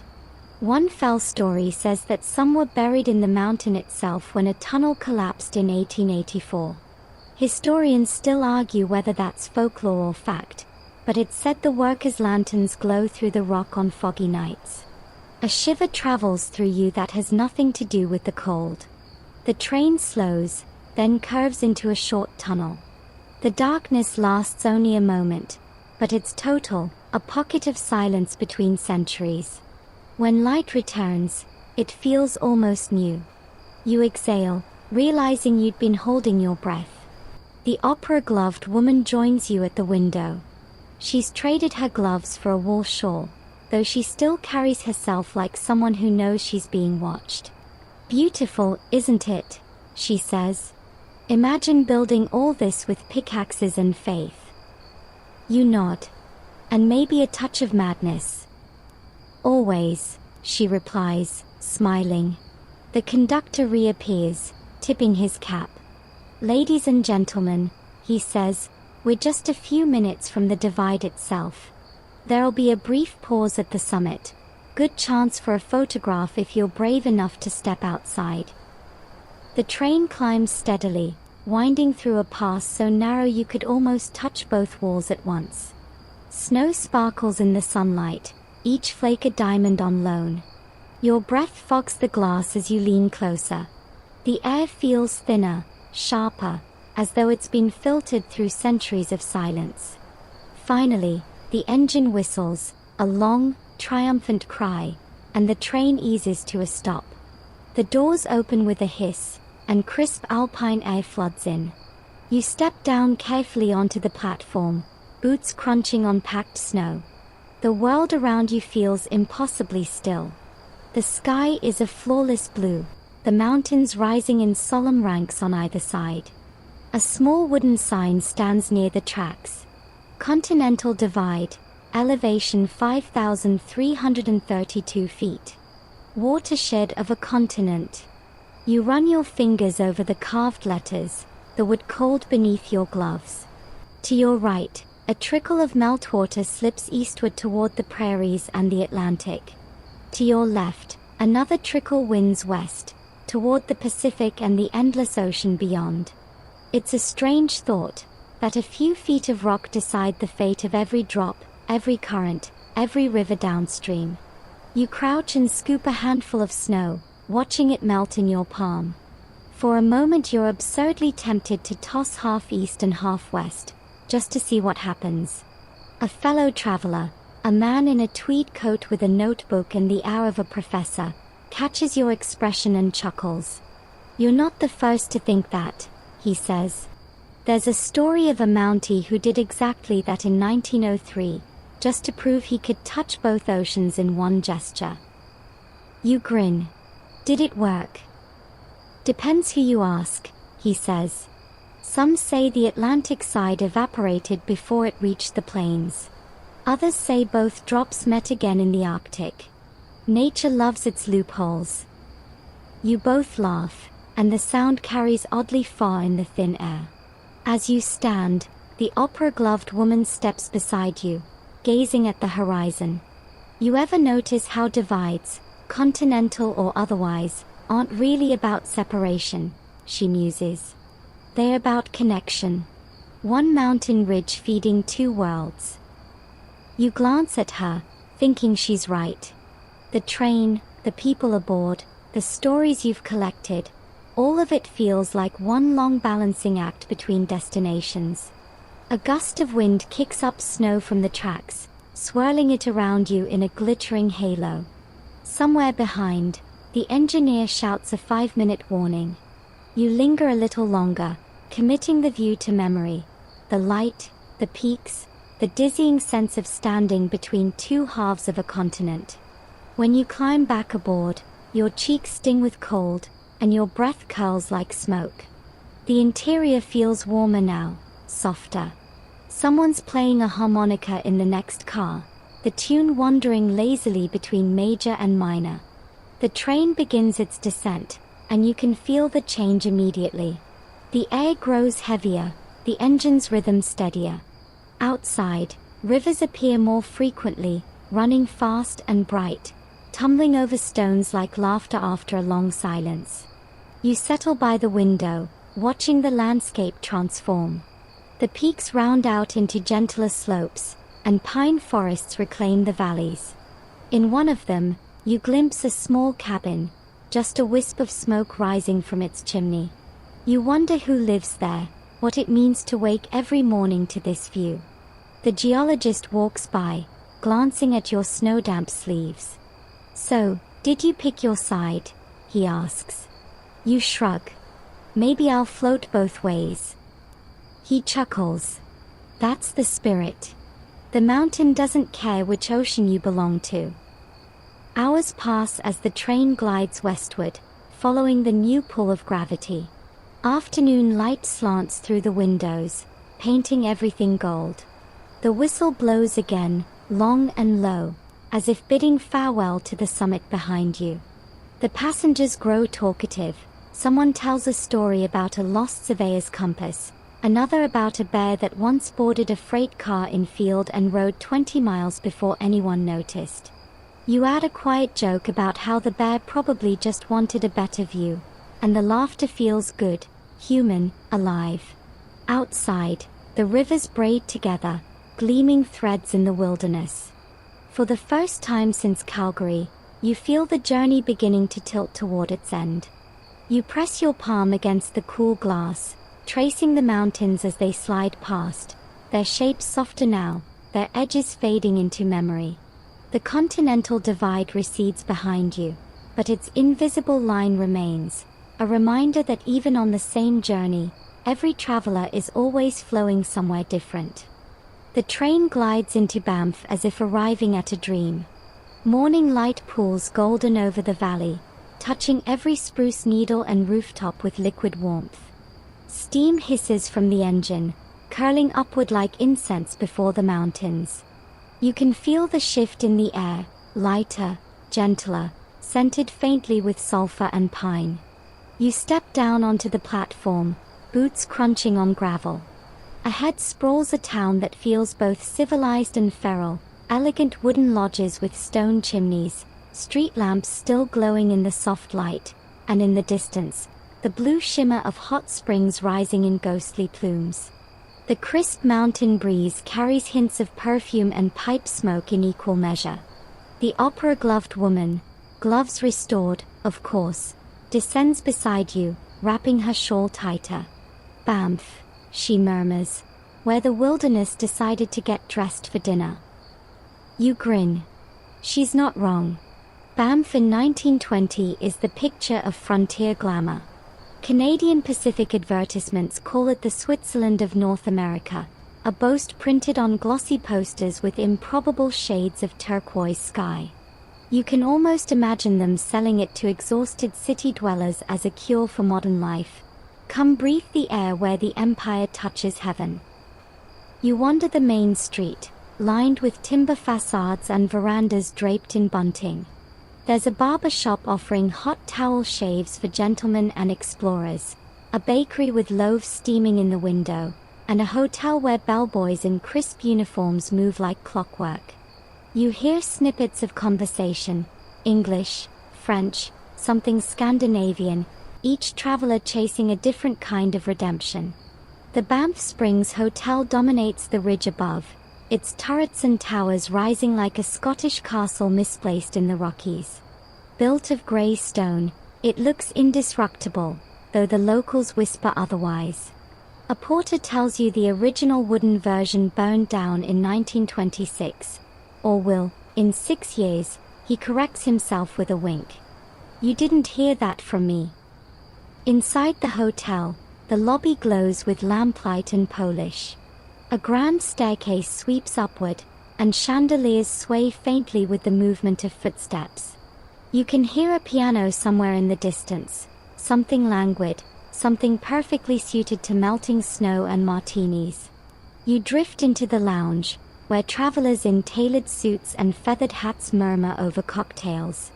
A trio of musicians plays softly in the corner, violin, cello, and a man with a clarinet whose eyes are closed as if he's listening to the mountains breathe. You order tea, mostly to look civilized, and find yourself seated near a pair of men deep in conversation. Their words drift toward you between sips. The transcontinental line, the timber rights, yes, but the wildlife protests. You nearly choke on your tea at that last part. Wildlife protests. One man laughs. Not quite protests, more like bears showing up uninvited. The Banff bears are getting bold. Last week one walked straight into the kitchen and stole a ham roast. The other man adds, they say he preferred it medium rare. You chuckle quietly into your cup. A hostess passes carrying a tray of scones, and you overhear another snippet. They are planning to turn this whole region into a playground for the elite. There's pride in her tone, but also something wistful. Banff is perched perfectly between wilderness and high society, a place pretending to be both. Later, you take a walk to the hot springs. The trail winds uphill through a forest that smells like cold sap and damp stone. Steam drifts from the pools, curling through the air in ribbons that shimmer under sunlight. You can hear the quiet lapping of water against rock and, occasionally, the soft laughter of bathers echoing off the cliffs. You dip a hand into the water. It's almost too warm, laced with minerals that smell faintly of eggs but promise to cure ailments from melancholy to gout. A pamphlet nearby declares, "The Springs of Youth," recommended by doctors and poets alike. You can't decide which profession is less trustworthy. A guide lounging nearby notices your hesitation. "Don't worry," he says. "The temperature's perfect." Some say these waters were sacred to the stony Nakoda long before the railway found them.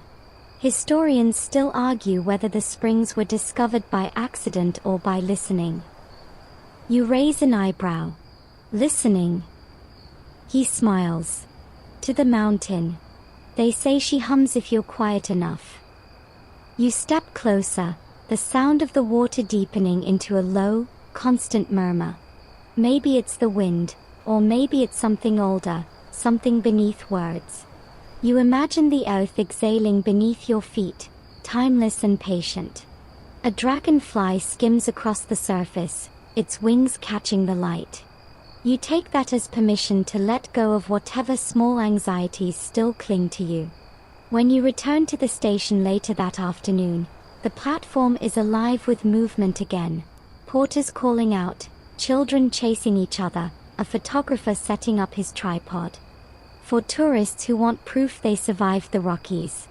You spot the opera-gloved woman near the baggage cart, laughing with the geologist. She waves when she sees you. "Did you find the springs?" she asks as you approach. "I found something," you reply. "Maybe not what I expected." She tilts her head. That's usually how the mountains work. Before you can respond, the whistle sounds, low, resonant, familiar. The conductor calls, "All aboard for Vancouver." Next stop, the lake. You take your place once more by the window. The train shudders, exhales, and begins to move. Banff slides away behind you. The Grand Hotel, the steaming pools, the mist curling around its rooftops. The geologist leans back, notebook in hand. "Funny thing about Banff," he says. "It was the first national park in Canada, founded in 1885. All started because 3 railway workers stumbled on those hot springs. Just trying to find a shortcut home." "Some shortcut," you say. He nods. "Some home." The scenery outside begins to change again. The mountains close in once more, but they feel different now. less menacing, more like old guardians watching you pass.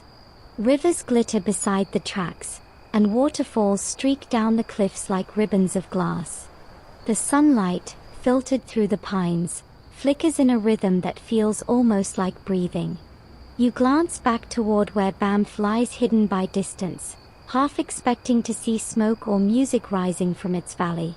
Instead, there's only the quiet shimmer of afternoon light, and the faint echo of a piano that might be memory, or simply the train humming its next promise.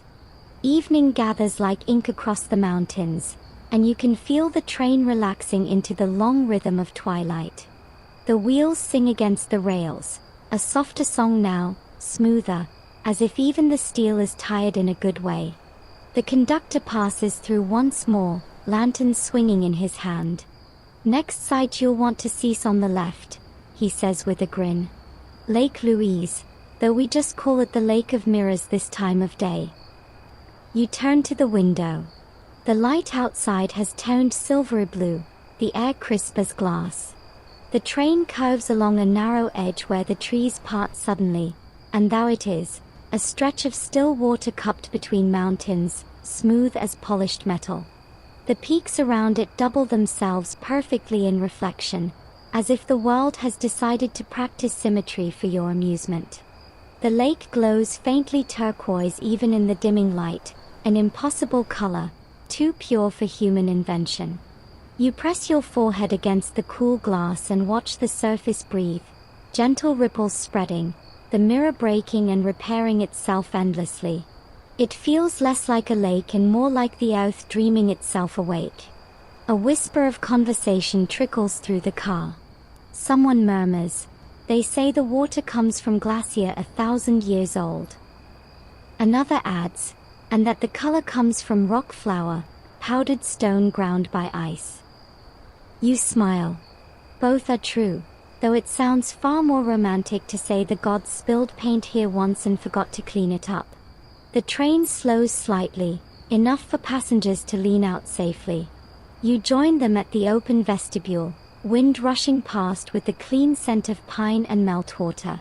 Below, the lake stretches like a promise that the world still knows beauty. The opera-gloved woman appears beside you, her shawl fluttering. "Every time I see it," she says softly, "I expect to find the bottom lined with mirrors." "Maybe it is," you reply. "Maybe that's how it remembers faces." She glances sideways. "Yours looks different already. A bit more, mountain-worn."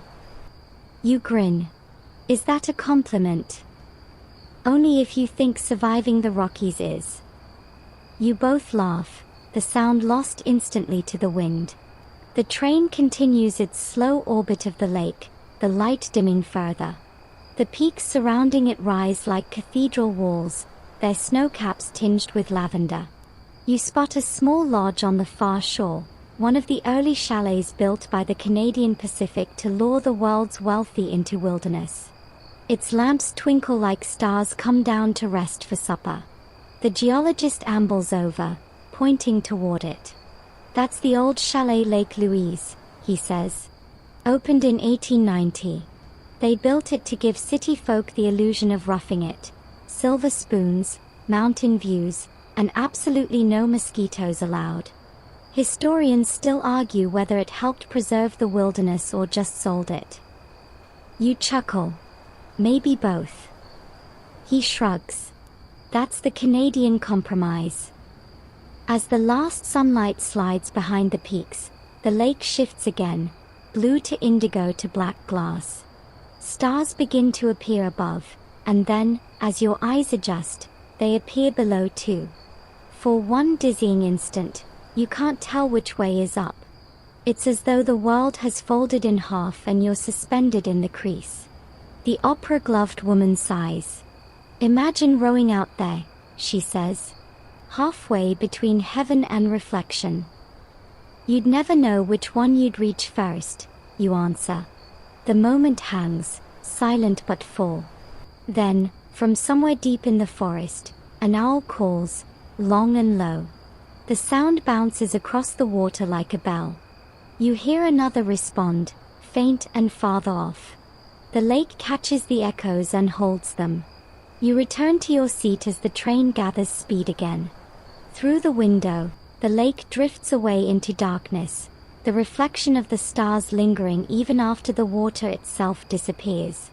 For a while, the car is quiet except for the rhythmic sigh of the rails. You let your eyes half close. The motion rocks you like an idea repeating itself until it becomes belief. In the reflection of the window, your face merges with the night outside, your eyes two faint glimmers against the endless dark. You think about all the reflections the lake has ever held: explorers, mountaineers, lovers, strangers, whole generations of travelers who thought they were passing through, only to leave something of themselves behind in that mirrored water. Perhaps you did too. The geologist is still sketching, his pencil moving with deliberate patience. Funny thing, he murmurs without looking up. The locals used to call it the Lake of the Little Fishes. The name Louise came later, after Queen Victoria's daughter. Some say it's still angry about that. You smirk. The lake or the princess? He chuckles. Either could hold a grudge this long. You lean back, stretching your legs. The dining car clinks faintly from a few cars away. Plates, laughter, the low hum of a gramophone that refuses to die.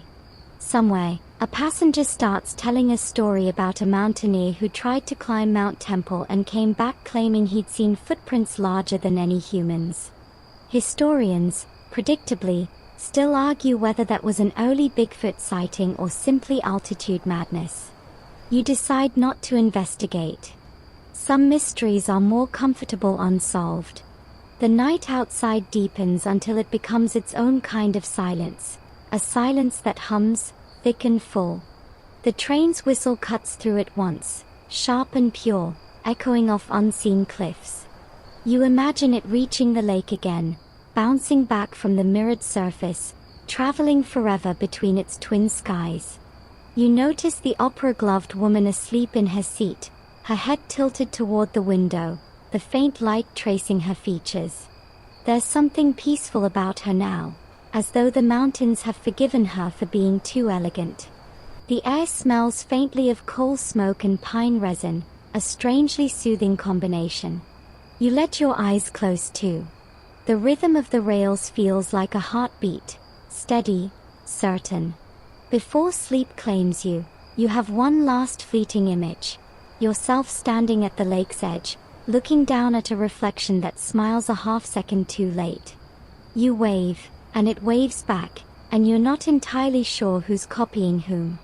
Then the dream folds into the sound of the train breathing through the dark, and the mountains, your silent audience, fade into silhouettes of memory. Morning returns as rain.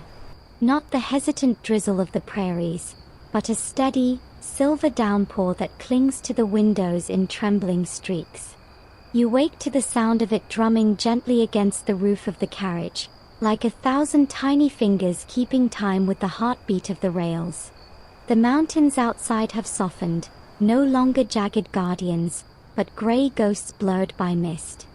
The conductor walks the aisle, wiping condensation from his cap. We're heading down toward the coast now, he says with a half smile. Civilization's just a few hundred miles of forest away. He pauses, then adds, "Don't look so disappointed." You realize you are, a little. After all this time wrapped in rock and wind and myth, the thought of city lights feels oddly foreign, like returning from a language you've just begun to understand. Outside, the world changes mile by mile. The sharp white of alpine snow gives way to deep greens, cedar, fir, and moss thick as velvet. The air seems to darken and sweeten at once, heavy with the scent of rain-soaked earth.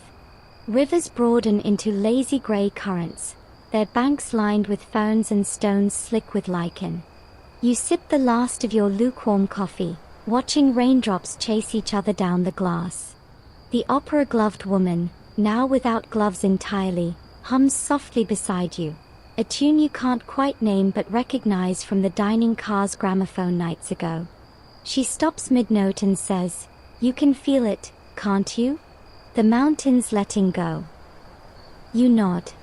Like an exhale. "Or a goodbye," she murmurs. The train slows briefly to take on water at a small siding. Just a wooden shack, a water tower, and a few workers in slickers hunched against the rain. One waves, his grin visible even through the downpour. The simple humanity of it feels profound. As the train lurches forward again, the landscape opens wider. Valleys stretch into meadows, and the tracks thread through stands of cedar so tall they seem to scrape the clouds. Waterfalls plunge from cliffs beside the line, sudden and spectacular, turning the air into fine mist. You can taste the mineral tang of it through the open vent. The geologist wanders in, damp notebook in hand. "You know," he begins, sliding into the seat across from you. "This descent from Rogers Pass to the coast was once the most dangerous stretch of railway in the Dominion. Landslides, floods, you name it. Whole sections washed out in '07. Historians still argue whether the engineers built too close to the rivers," you offer, recalling one of his many rants. He chuckles. "Exactly. Or whether the rivers just decided to move the rails out of their way." A flash of lightning arcs across the sky, quick and silent, followed by a rolling growl of thunder that the mountains throw back in layers. The opera-gloved woman raises an eyebrow. "And to think, people come here for peace." You grin. Maybe peace just needs better marketing. The rain intensifies, drumming louder, faster. The windows fog completely, and for a few minutes you see nothing but shifting patterns of gray. It's strangely soothing, as if the world has toned itself into a lullaby. When the fog clears, you glimpse what might be the Fraser Canyon, a deep, wild gorge where the river boils between walls of stone. The tracks cling to the side like a dare. The conductor leans out the vestibule door, his oilskin coat whipping in the wind. "Fraser River," he shouts over the roar. "Fastest in the Dominion. Eats mountains for breakfast." He's not exaggerating. The river looks alive in a way that's almost unsettling, white water twisting with furious grace, spray leaping higher than the engine. You think of all the drops you saw melt at the divide, wondering which ones ended up here, racing toward the Pacific like they can't wait to arrive. Hours pass in a rhythm of tunnels and bridges, light and dark, rain and steam. The train crosses trestles so high the view below looks like a painting left half finished. You can't help a small nervous laugh when you catch your reflection trembling in the window. The opera-gloved woman glances at you. "Afraid of heights?" "Only when there's nothing beneath them," you reply. She smirks. "Wise policy." The geologist points out the window again. "That's Hell's Gate ahead, named by explorer Simon Fraser himself. He said even the devil would hesitate to cross it." When you reach it, you understand why. The canyon narrows to a throat barely wide enough for the river to squeeze through. The water rages beneath the bridge, a churning inferno of foam and stone. The train slows to a crawl as if showing respect. You hold your breath crossing it, half expecting the world to drop away. But then it's over, the bridge behind you, the roar fading to a murmur. The tension in your shoulders eases. You laugh quietly, because you can. The rain lessens, tapering into drizzle. The sky brightens to a muted silver. Outside, the terrain softens further, rolling hills now, scattered farmhouses, smoke curling from chimneys. The wildness hasn't vanished, but it's wearing the face of home again. The conductor passes once more, his voice gentler this time. "We'll be in Vancouver by nightfall. You'll see the ocean before the stars come out." You sit back, feeling the weight of his words. Ocean. The word feels like both destination and metaphor. You realize how far you've come, not just in miles, but in whatever internal geography maps wonder, fear, and quiet awe. As the train curves through its final stretch of mountain, you catch sight of a rainbow forming faintly in the retreating mist. It arches over the forest like a benediction, pale but insistent. The opera-gloved woman smiles at it without surprise. "Every journey deserves a proper curtain call," she says. You can't argue. The first gull appears not long after, an impossible white streak against the grey sky. Then another. And another. The scent in the air changes too, salt edging out pine, wind growing wider somehow. You lean closer to the window, searching for the shimmer that means water. There it is. The Pacific, steel blue and immense, unfurling beyond the last line of trees. For a moment you forget to breathe. The mountains end not with a wall but with an opening, the continent dissolving into horizon. The train whistle sounds one final, low note that feels like both arrival and elegy. The wheels slow, the rails hum softer. The rain has stopped completely now, leaving everything rinsed and glistening. You turn to the opera-gloved woman. So this is the end. She considers, then shakes her head. No.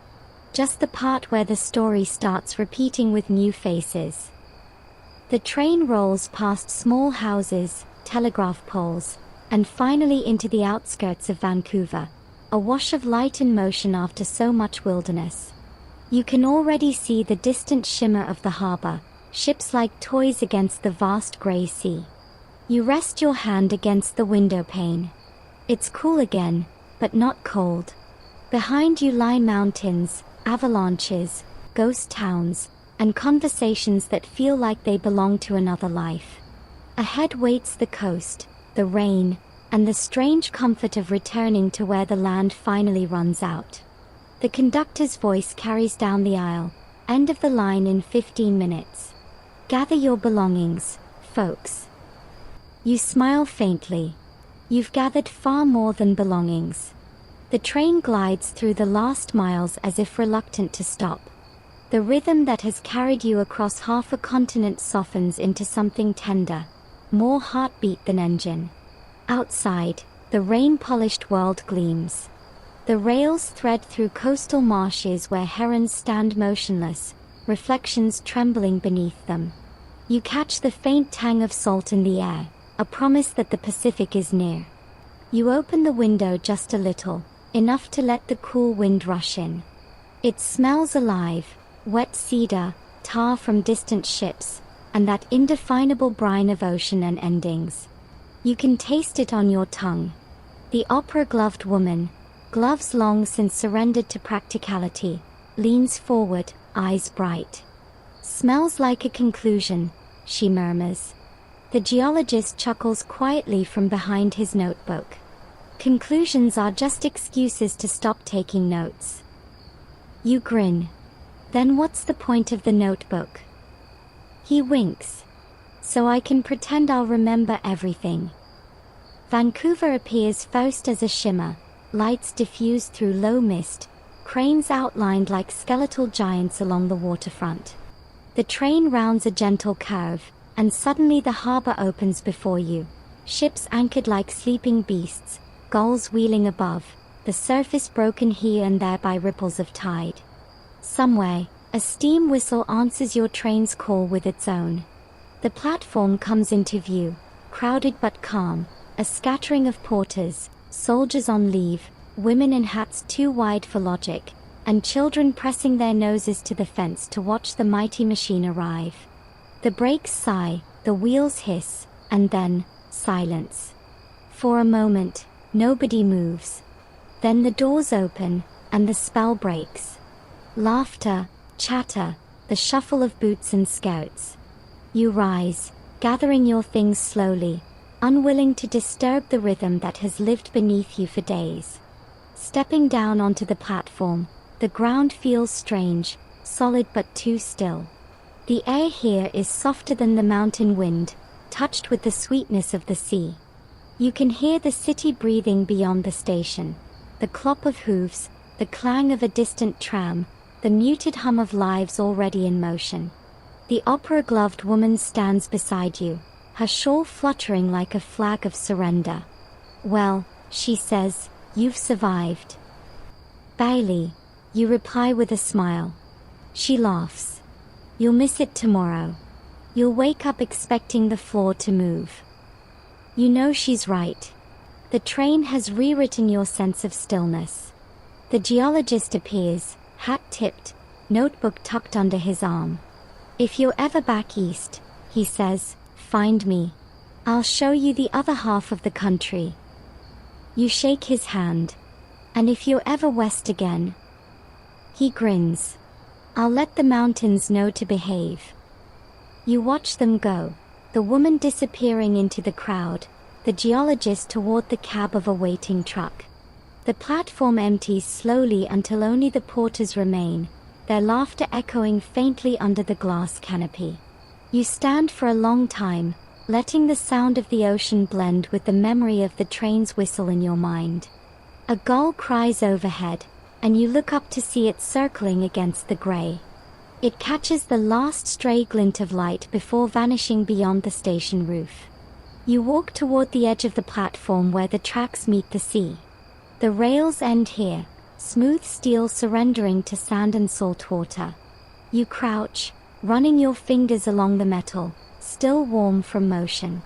It feels like the pulse of something ancient finally coming to rest. You remember the divide, the snowfields, the avalanches, the mirror of Lake Louise, and realize the journey was never really about crossing the Rockies. It was about learning the rhythm of travel itself.